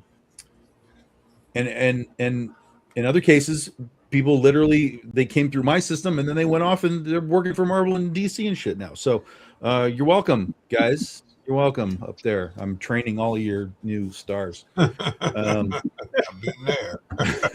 There you go. So, and then with covers, and it's kind of the same thing with covers. It's like, I've worked with so many people for so long that, like, for the most part, I'm just like, this is kind of what I want. Go ahead. But even then, when I'm working guys with like Mike Crome or Mike DeBalfo or any of these guys that have names attached to them, they're still sending me like roughs. Like, here's a pose, here's a pose, here's a pose. Pick the one you want. And I'm like, oh yeah, that one. That's let's go with number 3, whatever. And then they're like, good, cool, go. And then I don't really have notes after that because I trust that they've already done this and they understand what I want.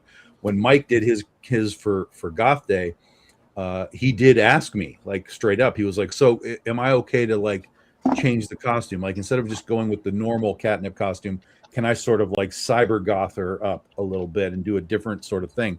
And I was like, yeah, I trust you to do that. I trust you to be able to still maintain a visual sense so that we understand it's still catnip, but in this sort of modified zone. I wouldn't let a newbie just do that if they had asked.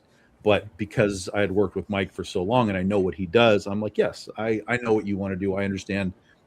You go ahead, and we got this crazy freaking piece that's unbelievable. So I think it's all just variable to who it is and where they are in their sort of artistic, build up, and you got to kind of take it piece by piece.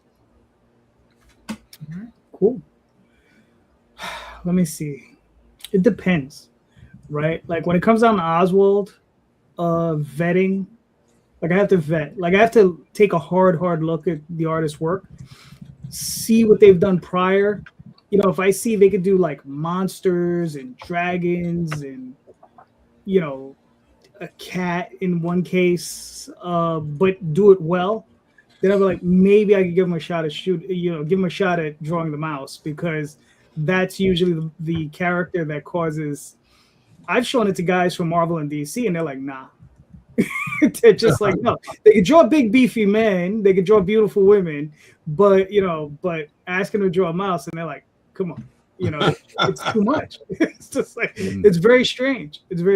But would you want a Jim Lee mouse? I mean, I'm not even sure that would translate. Well, has he ever drawn a mouse in his life? I don't know. But who I would like to get is Kyle Hotz. Yeah. Because man, buddy. Yeah, he is. I mean, because he draws the Muppets. He draws the Muppets, and I'm like, if he can draw the Muppets, he can draw Oswald. yeah. So that's my thought process. But with someone like Jay Gonzalez, who I've been working with forever, like, I haven't seen. The only thing she sends me layouts for is covers. But for interior page, I have not seen an interior page layout like in years. I mean, better part of 10 years at least. Like, and I have to say, like, the amount of times I've asked her to change stuff, I can count on maybe one hand in the 14, 15 years that I've been working with her, So yeah, so I mean, with her, it's worked out great. With Aurelio, the other artist I work with, he sends me layouts for everything. And it's funny because I get his, and he completely letters his layouts, which I think is cool because he knows the placement of all the words, and it helps me out because even though I do my own lettering, I I look at what he does and I say, oh, where was he going to place that? Oh, cool. And it makes it just a little bit easier for word placement. I'm like, there you go. That's cool. Because I've had plenty of artists that I've worked with them and given them short stories like, oh, and I'll letter it too. And I'm like, nope, slow down. Right. It's like that part I got. I'm not going to change your page rate. I'm just, your page rate can stay whatever it is, but I got the lettering. I can handle that portion of it. Only because I like that extra layer of editorial. Sure. Because I like to go in and I'll tweak the dialogue and I'll play with dialogue and that happens on that level. That's why I've had at least one instance where it was translated into Spanish. And this one publisher wanted to translate the stuff and he paid me a fee or whatever. And I was like, okay, cool. And he was like, send me the script. I'm like, you really don't want to go by the script. It says, go by what I printed. Here, take this. Because the script doesn't have everything that's on that printed page because I've gone in and done a re-edit and rewritten a whole bunch of stuff. So it's just like, you want to work from what I printed. So that works out like that. All right, Daphs, you're up. Well, because the biggest challenge that I come across, I don't commission a lot of artists because, I'm an artist. So it's like most of the time I just do the artwork myself. So the thing that I really look for in artists is that they have to be able to do things that I can't or don't do. Which kind of puts me in a weird position where it's like, I want to trust the process, but at the same time, I guess to paraphrase Mark, if I have to fix your shit, it's like it kind of defeats the purpose of me commissioning you.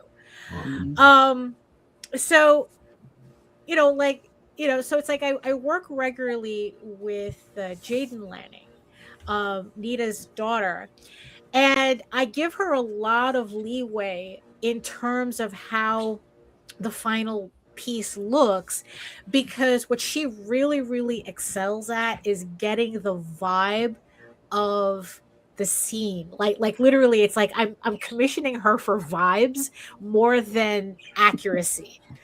So I pretty much let her get away with a lot of a lot of stuff that I don't allow other artists to do, because she gets the vibe so on point that it's like, it's like, yeah, you gave me a Victorian background instead of a medieval background, but that's fine. You got the vibe that I wanted, right? But there were other artists that I don't work with anymore, because in the end, it's like, like I literally had an artist kind of like push back on me as to what my own character looked like. Oh, yeah. And it's like, honey, let's just finish this right here. I'm never going to use you again. So like pretty much the second I have a problem with an artist, I never use them again. So, bro. And when I was dealing with, and it's because of my experience that I was very, very hesitant to actually finally commission the Zhang brothers. Also, one, because of experience and my previous experience, and two, because they are pricey. So it's like, okay, how do I get through this process, get the artwork that I want, and pay this money and feel like I'm getting my money's worth? And what I ended up doing was I ended up creating a brief for them. So I wasn't going to draw anything out for them because, again, defeats the purpose. But I still had kind of an idea of what I wanted. So I created a brief that pretty much spelled out what I was looking for, but not anything really specific. And I gave examples of like other pieces of artwork, especially their own artwork. This was a mistake that I did with a previous artist where I commissioned them, but I didn't show them the pieces of theirs that inspired me to commission them. Right. Gotcha. Because then I ended up getting something that I really disliked. Right. Like I knew I had made a mistake when they had sent me the sketches, but because I didn't know how to explain what I wanted, I just kind of had to eat shit on that commission, Ooh. But this time with the Zhang brothers, I did a brief, and so it was a combination of I needed to be specific enough that they get the character right, but I wanted to give them enough leeway that I could get a Zhang brothers piece. Right. You know, and luckily I was absolutely blown away by the first piece that I got that's on my pre-launch page right now. And it's like, it wasn't what I was expecting, but it's definitely what I wanted. So I was very happy that my gamble paid off. Right. What's ironic is that the second one wasn't quite as, but again, it's like, I gave them a brief. I gave them kind of like what I was looking for, but they gave me something a little different. And I decided instead of nitpicking, I was just going to let the process go. I was just going to like, okay, let me trust the process. And I got the piece back. And what's funny is that the main piece, I absolutely love the main piece because it's straight up like a fantasy piece. Honestly, I was telling Jose, it's like, I've never seen the Zhang brothers do a piece that looks like this, but the ironic thing about it is that the nude version of that same piece didn't work out the way I had wanted. I still have it, but I'm not quite sure what to do with it because yeah, it's not like it's not quite what I wanted, but I'm still okay with it. And then it's like with the third piece that I'm commissioning from them, I gave them the brief again, but this time I decided to skip the nude cover. And I go, okay, let me split the difference. But because as an artist, like I've had to deal with my fair share of people wanting changes. And it's like, yeah, it's like, I want to create a piece that reflects what the commissioner wants. Sure. But at the same time, I have come across people who have nitpicked the shit out of the pieces that I'm drawing. Like it just seemed like, and even that, it's like the weirder the nitpick, the more it's like, I'm never working with you again. Love. like I'm talking about their nitpicking shit that it's like nobody but you is noticing this. Yeah. Or it's like, I followed your directions. This is how it would look. The fact that you wanted to look like something else, like you're contradicting your own direction. Yeah. And I can't work with that. And it's like, it's like when they get like way too nitpicky, I'm like, yeah, I'm not going to work with, like you couldn't pay me enough to work with you. So it's kind of like I'm still kind of like writing this line as to like, okay, when do I just trust the process, or when do I just like, okay, this has to change? But I don't know. I'm still kind of working that out. But the whole brief thing, I think has really been helping me out. So I guess the more instructions I give an artist ahead of time, the more likely I'm going to get something that I'm really happy with back. I tell artists, I tell writers this all the time. A lot of writers, I say, hey man, you dealing with artists. An artist ain't a puppet. You're not putting your hand up their butt just to get whatever right. you want to Yeah. get, right? Yeah. He ain't no hand puppet. So you gonna trust them, or you gonna go find your artist that you, because I know a lot of writers that'll do that. Right. They'll be like nitpicking so much. It's like, look, hold up, homie. You get a little out of hand. Like and that's why I instituted for our guys the 3 changes rule. It's like, look, after the 3rd change, you ain't got it. Well, hey, you may as well go to somebody else because we not, otherwise you're gonna have to pay, buddy. Yeah. Yeah. All right, cool. Chompy had posted something up referring, I guess, to the other question. It says, would you be as comfortable doing those same things you enjoy for someone else? I think this is an interesting question. It is, yeah. Right? Because, we'll do our thing, but it's like, yeah. Mark. Oh, I love drawing backgrounds. I do it. It's funny because, like, again, I do art for other people in our studio, right? Mm-hmm. And they always like, man, dude, you always come up with that one page. The first page got to be crazy with backgrounds. I'm like, that's me, dude. I'm sorry. You know, so yeah, I would other people for no problem. All right, cool. Randy?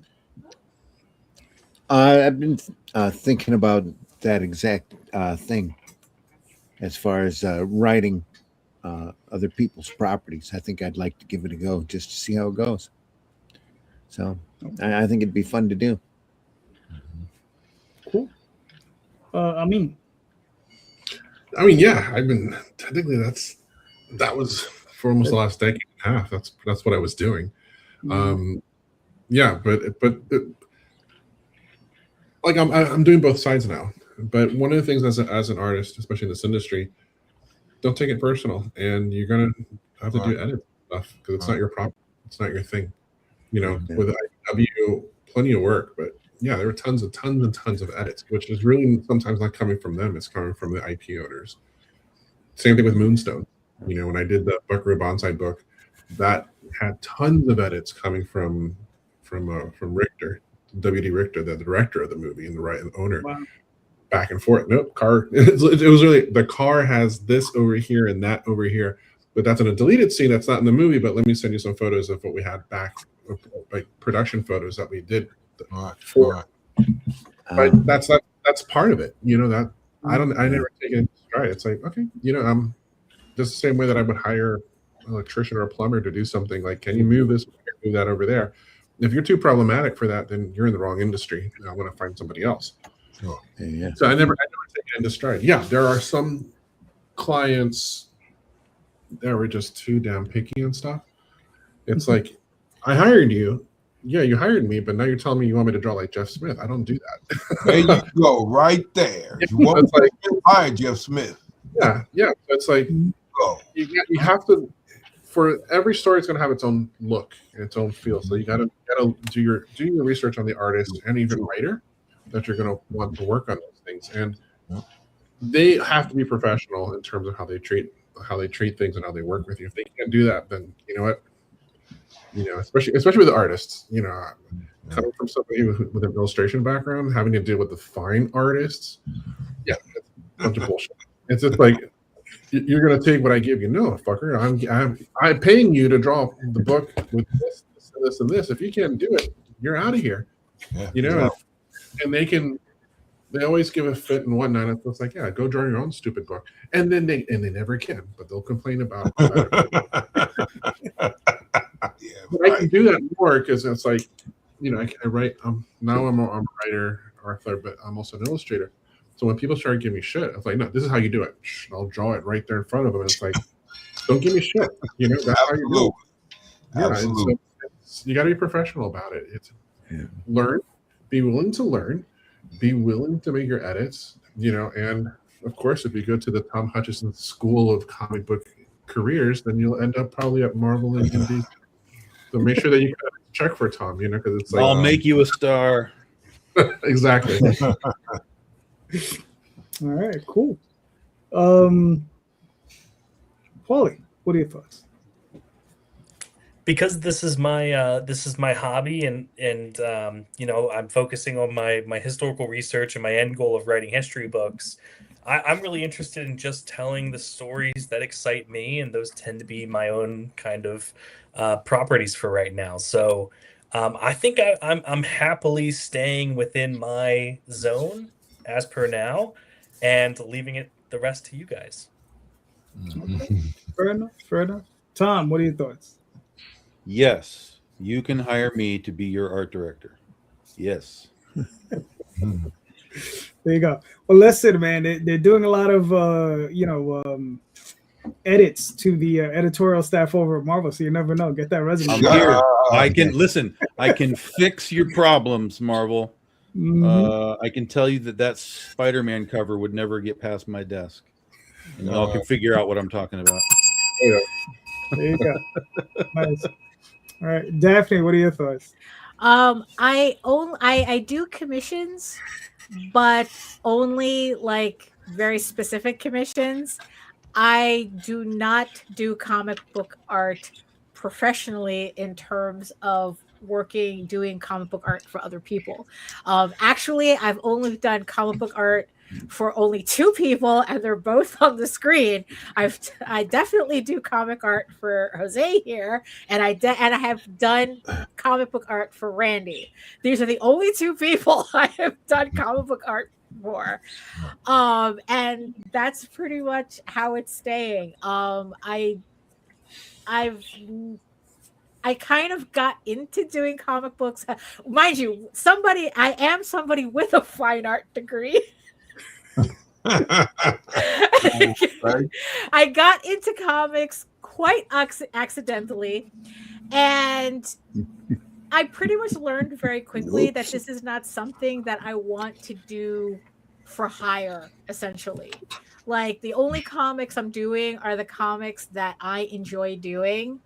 And like I said, it's like I said, Randy is the only other person that I ever considered and actually did comic book artwork for, because, you know, Aniverse was a huge inspiration for me during the whole 80s boom.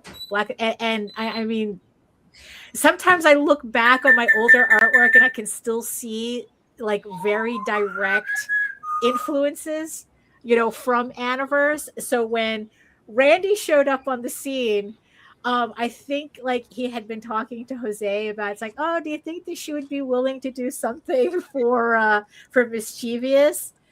And Jose just like barely got the words out of his mouth, and I'm going, I'm in. I'm in. Yeah. Whatever Randy wants, Randy gets. You saw the mountain of notes on your story I gave you too. Yeah, it was like, you know, but to do it like for hire, like I wouldn't work for Tom. Sorry, Tom. Wow, and it day, boy. No, yeah. I mean, like, I'm very selfish with my work. You know, and in the end, it's like, even though I do all these Kickstarters and this is a hobby for me in the end. I'm not running this as a business. I'm not doing this as a business. So I'm just going to keep it to what I enjoy and what I want to do. You know, sometimes it's working, you know, on a Mischievous story. Sometimes it's working on some very important commissions, and sometimes it's just doing whatever else I feel like. So. All right. Cool. A good use of my fine art degree. Well, for myself, yes, I can do it for other people. I have done it for other people. Like I said, I did Tenchi Muyu, I did La Blue Girl, I did Demon Beast Invasion, and a few other things for other folks. And you know, it's just a matter of the research. You give me enough material to read and really like dig into it. I can, you know, sit there and project myself into that other world and, you know, write that insanity down on paper too as it comes to me. So, you know, like I said, I've done it. I enjoy doing it, but I got to be honest with you. The only reason I stopped doing it is because I really don't like pitching to editors. Right. You know, it was like I would write like pages and pages and pages of stuff. Like, oh, this is nice. Or it just, well, and just in those cases, just those companies just went completely, you know, because somebody ran off with a bunch of their money, but that had nothing to do with it. So. Right. So, yeah. So, you know. Been there. Yeah. Daphne, you got another one, or you want me to go? I got one. I'll go. Right. Yeah. What excites you about indie comics, and what frustrates you about indie comics, but it has, as a fan, and has nothing to do with your comics or your business in indie comics? So pretty much what excites you about indie, what frustrates you as a fan? Forget about your comics, your business, or anything, just as a fan. Fair enough. Randy, what are your thoughts? What excites me about indie comics is that they're indie comics, that you can do anything. It's independent. You can do whatever you want and say whatever you want and whatever fashion that you want to do it in, and the market will sifted out. My frustration is that market doesn't give the proper, I don't think, amount of reach and exposure on this art form. And this art form, especially here in this side of the world, isn't taken nearly as serious as it should be as a legitimate art form. You get overseas and it's a whole different story, where sequential artists are looked at as artists, where over here we're looked at as funny book people. Yeah. You know. And it's almost a down your nose kind of situation. That's difficult to break. And it's not everybody. Some people are coming around, and you're so slowly seeing it shift around, where people are looking at comics as actual art again. But it's can't happen fast enough to me. And the distribution part of it is the real pain. You know, there's not enough good comics out there, and I keep telling everybody that the market is so bad that the Japanese were able to just come in and teach the kids how to read backwards in order to be entertained. So that says that I don't think it says a lot about the Western market. You know, it doesn't say anything positive about it. And I blame Marvel, DC, and Diamond for that kind of the mess that modern comics are in. All right, cool. Amin, what are your thoughts? What I love about the variety, like there's everything and anything is available, and you can see it and kind of seeing that creativity. I mean, what frustrates me is probably consistency in terms of just kind of like, you get one book now, may or may not come out before 2030, which is a shame, because there's a lot of good stuff sometimes that it's just like, damn it, you know. Like there was a book called Copra in the very beginning, loved it, and they took a while to come out, and then they kind of found their stride and they kept going. And I was like, okay, I'm still a big fan of that group. For saying, I was like, oh, that's how it should be, you know. And it's not that you're grilling things out like Marvel and DC. At least trying to keep things consistent enough that you're still getting out there, that you're not trying to avoid some of that stigma with Kickstarter, with those that are not familiar with it. I'm going to pay for a book that may not come out. Like, why am I going to give you money for that? So it's, yeah, that's one of my biggest frustrations. One of the things I try and keep up and trying to get my stuff out there for that reason, to not be one of those people tainting the industry. All right, cool. Paulie, what are your thoughts? Yeah, I think one of the great things is just being able to have a little bit of a better communication with independent publishers, and getting to kind of, you know, they're easier to access, I feel like, in many ways, to write them a message, and they're more quick to get back to you. And a great example of this is a good friend of mine, Joseph Oliveira, is publishing a lot of really great horror comics in the UK. And one of my favorite books that has come out in the last 2 years is a graphic novel called The Passenger of U-977. It's about a submarine during World War II and horror.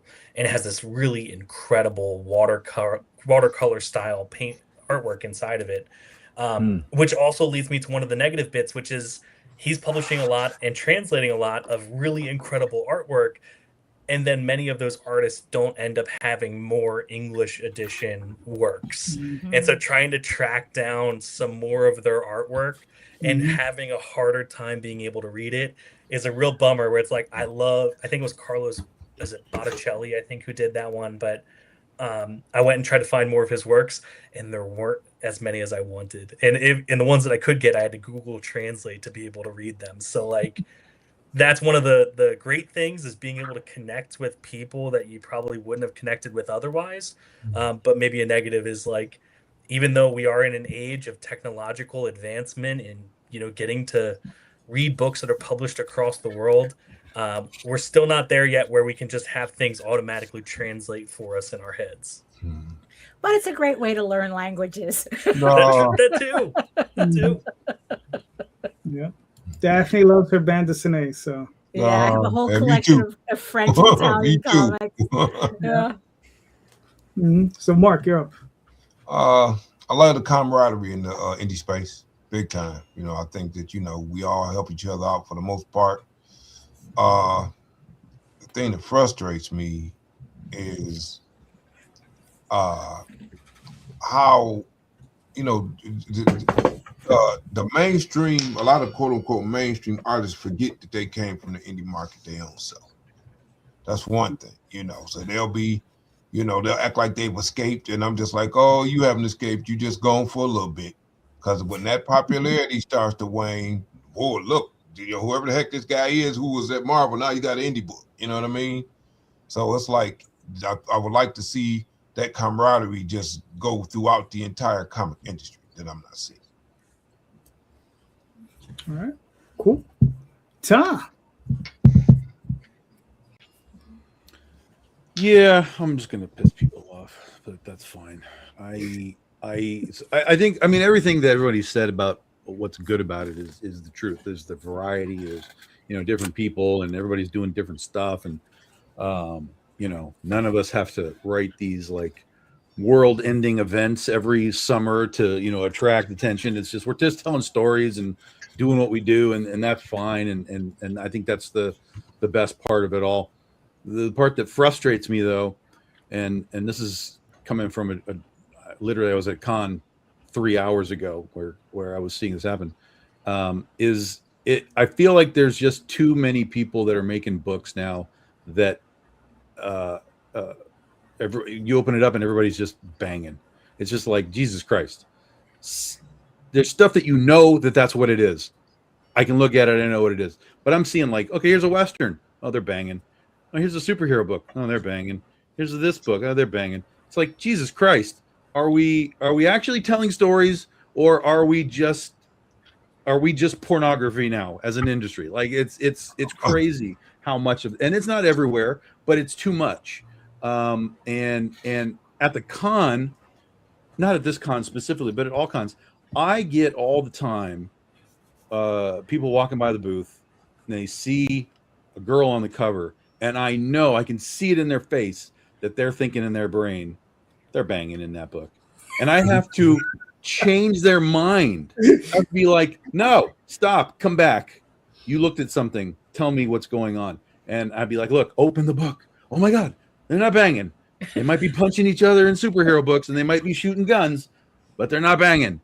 But I know that there's like this sort of pervasive thought process of comics with, specifically if a girl's on a comic, they're banging in that book. And we have to actively change their minds in that regard. So that's the only thing that kind of frustrates me, is it kind of feels like a lot of people are taking that sort of quote unquote shortcut to be like, I know I can sell some tits and make a little money, and that's fine. I don't care that you're doing it. I don't care that it exists, but I can see it in sort of the general like tone of like people. There was a guy and a girl today. They came by. They were probably in their 20s. Dude comes by and he is actively like, he is engaged. He is like looking at the stuff. He's like, dun, dun, dun, dun. And then his girlfriend comes by and literally does this and turns his head away and walks them away from the table.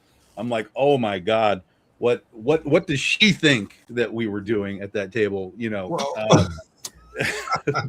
So yeah, so the issue that people have with Kickstarter pre this whole nonsense is actually kind of this is leaking into regular Comic Cons as well. Like, I mean, it's been a while. Yeah. So it's been happening for a while. Well, I mean, I've always seen people sort of disregard what we do. In fact, I love having Jen Broomall at our booths, because she's fantastic and she's a woman and she will attack when it happens, because I can't do it. I can't have a woman come up to the booth and I can be like, you don't know what the fuck you're talking about. I can't do that because I get canceled and all this kind of stuff. But we were at a booth one time where a woman came by and she asked him, she said, hey guys, what are you looking for? And the woman goes, I don't know, something without tits on it. And Jen goes, what do you mean? Because she's a built girl. And she was just looking at the thing. Well, there's just tits. It's just tits everywhere and everywhere. And so Jen just came out and she's like, listen, these are superheroes. These are fantasy characters. This is and and she wouldn't let this woman walk away without explaining, like, this is what we're doing here, man. I mean, there's no boobs, there's no naked, there's no banging. It's just stories and fantasy art, and basically get over yourself was her message to this woman. And I just basically stood off to the side, like, she's got it. I don't have to do it. She's got this handled. But that's the attitude, right? And then the other thing is I'll get women who'll come by and be like, why aren't there any like topless men on your books? And I'll be like, that's because they were all at the convention I was at a week ago. and so I'll go, oh, wait just a second, and I'll pull out, like one of our covers with like Lucifer on it, an angel in the perfect body. He's got the toga on, and he's doing it. I'm like, yeah, we're here. This is this, and the answer is always like, oh. All right. Well, That's all political, though. Because she's only saying that to be facetious, right? Not because she was actually interested. 100%. Like I said, yeah. And then the next step is it's $10. Well, what do you mean? Well, it's $10. You asked for this. I have it. It's $10. Right. Well, I'm not going to buy it. Well, if you're not going to buy it, then why should I make it? Because I just wanted to be an asshole. Yeah, right. Exactly. Yeah. So that's the whole thing. Is like there's this weird bubble of thought in the general public about what comics are in general. It's completely wrong. Yes, there are banging comics. They exist. But that doesn't mean that everything is like that. So please don't assume that it is. Help us out, and we can help you out. Well, the thing is, too, I go through that stuff with, doing a lot of quote-unquote urban stuff. They look at your stuff and see some, brother on there. They just be like, oh, this isn't for me. I'm like, you ain't picked the book up. You want to pick it up, and then you find out if it is for you or not.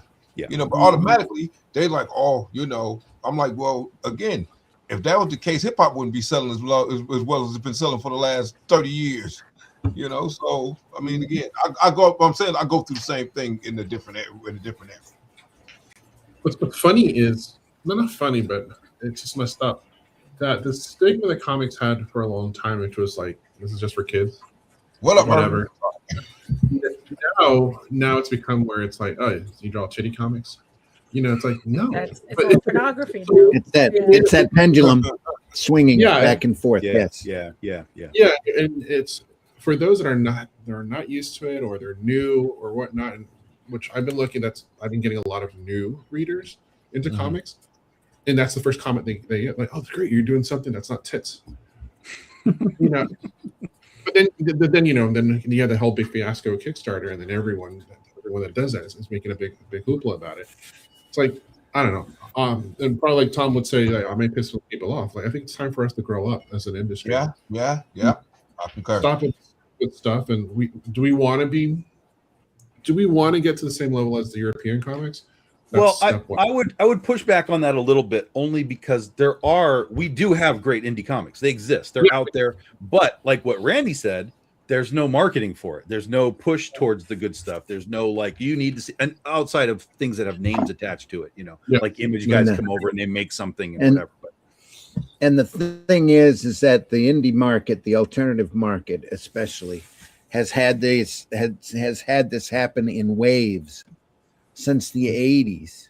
I mean, right before Image came in, as Turtles was cresting, there was a lot of really crazy alternative and independent books out there on all sorts of different stuff that was starting to come out. Yep. And then when Image popped up, all the retailers went in that direction, and that whole black and white market dried up. That and the fact that everybody and their brothers started doing Turtles imitations. So you had Kung Fu Weasels and who knows what else running around. Samurai Penguins. But there's Samurai Penguins. You saw a little wave again, and you're seeing another wave now, especially with the last 10, 15 years with crowdfunding. You're seeing the alternative and the independent market springing out with a lot of, really just super inventive stuff. It's just the problem is that it's not getting out there to enough people. And there's some pretty just groundbreaking material out there that would catch on if it was under enough people's noses. Sure. Mm-hmm. Some nice quality work there. All right, cool. Well, I think for myself, to join Tom with pissing people off, I have my own take. It's a little different. Is that hey, I'm like everybody else. I love the variety that's out there, right? There's a lot of great books, a lot of different types of books, and that's the thing that always attracted me to indie comics. Is like I remember when I was a kid and I saw my first indie comic, which was the Jack Kirby, Pacific Comics, Captain Victory. Was it Captain Victory? Yes, Captain Victory. Captain Victory. Yeah. So, that was the first one I ever saw. And then it was soon followed by DNA Agents and Kamiko with Elementals. And I found the Realm. And I found all these different variety of books. And they really attracted me because it wasn't the stuff being produced from Marvel and DC. And that's what still attracts me to them. It's like I go out there and I see different things, right?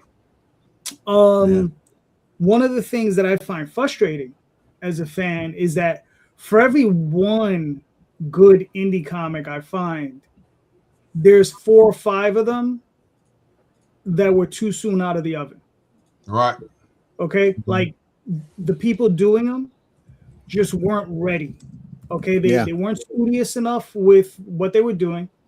And they were just like, oh, let's just get that out there. And even if it took them 2 or 3 years, you understand, they didn't have that certain je ne sais quoi to. But that's the teaching ground, right? Though. Yes, right, exactly. Right. It's but literally where everybody goes to learn. Yeah, but the thing is though, is like, I mean, I'll be honest with you, like Daphne and I started at the same time, and she can attest to this. I met Daphne in 87. Okay. And we started working on comics in 87. We didn't release our first comic till 92. There was a 5-year period of saying, you suck, you suck, you suck, you suck. And that was because there was a group of us that worked together. Right. Mm-hmm. And for those 5 years, we sat around scrutinizing one another until we felt we could put out a comic book. Right. And I mean, and it was a tough, we were young. We were like 17, 18 years old. You understand? But we still sat down and we made it a point to do that research or to put ourselves through that. Right. Because, we just thought that was the way we should do it. Like, it's not like anybody. Right people around you too, no doubt. You definitely got to have the right people around you. Right. And I mean, it's, and you're right, Randy, because, if you see Dave Sims' first 25 issues on Cerebus, you could see it and be like, ooh, it's rough. Right. Yeah. But once he hits that 26th issue, right. And you're like, wow, okay, something happened. Right. He took that time to grow. But I don't feel that people give themselves enough time to grow, beforehand, because I think a lot of these, it gets into the system. We always joked around back in the when we were doing Arrow Comics in the late 80s. We saw it happen so many times. You get that first book in your hand and you look through it and you see that gleam in your eye and it gets into your blood. That at that point if you're going to do that the rest of your life. And I've seen it happen so many times to people that you see that gleam hit and then they end up figuring that they have to leave or they have to go make money or make a living or whatever, doing whatever. They always end up coming back. Yep. They end up coming back and doing something in comics because that's like holding the first time you hold your baby, and in the nursery, you see that bond happens. And the same thing happens with the industry. It's such a great art form and a great way of communicating and expression that once you get it, you get that bug, it doesn't go away. Yeah, listen, I remember, I'll say this real quick and we'll wrap up. I remember when I was about 20 years old, I got our first comic. I was at my job, right? Mm-hmm. I think it was 20 years old. I got it. I got the package from FedEx at my job. I had them delivered to my job. That's it right there. That's the first comic we did. I opened it There up. we go. I looked at it. We had a convention that weekend, right, in Pennsylvania. And I looked at it. It was a Monday. I flipped through it. I was completely ecstatic. I turned to my boss. I said, listen, this is my last week working here. Right? Well, in the 90s, you could say that, though. It probably could have been. Yeah. I was like, this is my last week working here. And my poor boy, like I said, I was 20. I didn't know what I was doing, right? I didn't know I should put it by 2 weeks, right? And my poor boss, like now in retrospect, I'm like, oh my God, what did I do to that poor woman? I'm gonna be rich. Talk to me about 20 bucks. I'm Paulie, son. Yep, exactly. And that's what it was. It was just like, oh man, nuts. But yeah, that's it. Look, Gentlemen and lady, thank you so much for being here. This was awesome. You guys are all great. Please, let's start with Mark. Where can we find you and your work, sir? find me at Judah Fister Comic Series. It's just Judah Fister Comic Series. And you also can catch me over at ImagineThoseWorkshop.com. All right, cool. Randy? Facebook and X if you want to talk to me personally, but I also podcast twice a week. Friday mornings at 5 a.m. I do Comics by Night, where we look through great sequential art from all over the place. We do it early Friday morning because I catch a couple of guys from England and we just sit there and look through great comics. And then Sunday morning at 9 a.m. and these times are Eastern Standard Time, I do Sunday Funnies, where we do the same thing. We look through great sequential art. So right now we're going through Akira on Sundays. We're about a little past halfway on that series. We'll sit there and look at it and examine it, talk about the techniques used and and let the conversation wander where it will. It's a lot of fun. That's Sunday Funnies, Sunday morning at 9 a.m. Eastern Time, and then Comics by Night, 5 a.m. on Friday mornings. So check us out. We're archived over at the Indy Comics Network YouTube channel. So go over there, like and subscribe. All right, cool. Amin? And then look for the Atlantean coming soon, fundmycomic.com is where we have those campaigns. The Atlantean 5 campaign will start as soon as the Atlantean, as soon as the work is done on the book. We have a definite date that we know that we're going to hit for getting it to the publisher. That's when we start the campaign. So look for that later in the year. All right, cool. So, Amin?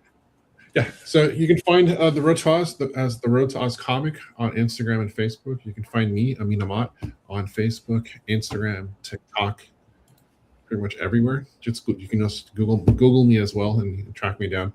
And of course, the Road to Oz Chapter 3 is live on Kickstarter with probably $400 left right now at this point. So see you there. Cool. Paulie? Feel free to send a passenger pigeon. I'll keep an eye out outside the window. But if not, you can follow me on Instagram, Paulie Wenger or Rat King Comic. Any one of those works. And hit me up. All right, cool. Tom? BigDogInc.com. Get your books. This is going to be my last podcast for a while because I got 2 road shows that I'll be on. So I won't be back until June for all of this nonsense. Goth Day runs another couple of weeks. Grab Goth Day, and then we'll be launching the next issue of Legend of Oz: The Wicked West, end of July, early August, and I will be out at San Diego Comic-Con for the first time in almost 10 years this year. So it's definitely convention season. Yeah. Yep. There you go. So I'll be at the Antarctic Press booth celebrating Critter all weekend. So come on out. Cool. Daphne? Well, if you want to learn more about me and my artwork and my comics about people banging, you can head on over to my morning portfolio site at egoworks.com, EGOWORKS. You can read Eagle Raven, Heir of the First Unicorn for free. But if you prefer your fantasy to be more of a furry Lord of the Rings adventure that people also, for some reason, keep thinking it's a comic about people banging, which it's not, you can follow the link over to Tall Tales, TAILS online.com, and you can read the archive of over 1,000 pages there for free. All right, cool. You can find me on Instagram, Twitter, Kickstarter, especially Kickstarter with the Oswald Chronicles with another, I think, 14 hours left. So go check that out. And most Sundays here, but not next Sunday. Next Sunday, I'm actually going to be at a show, so I will be missing no show that weekend. We'll be back hopefully the following weekend. But yes, please, everyone, and remember, please check out the show notes, because in the show notes are links to all of these creators' works. All of these creators are doing fantastic books. So please click on those links, buy those books, because without your support, these creators can't keep creating their dreams, right?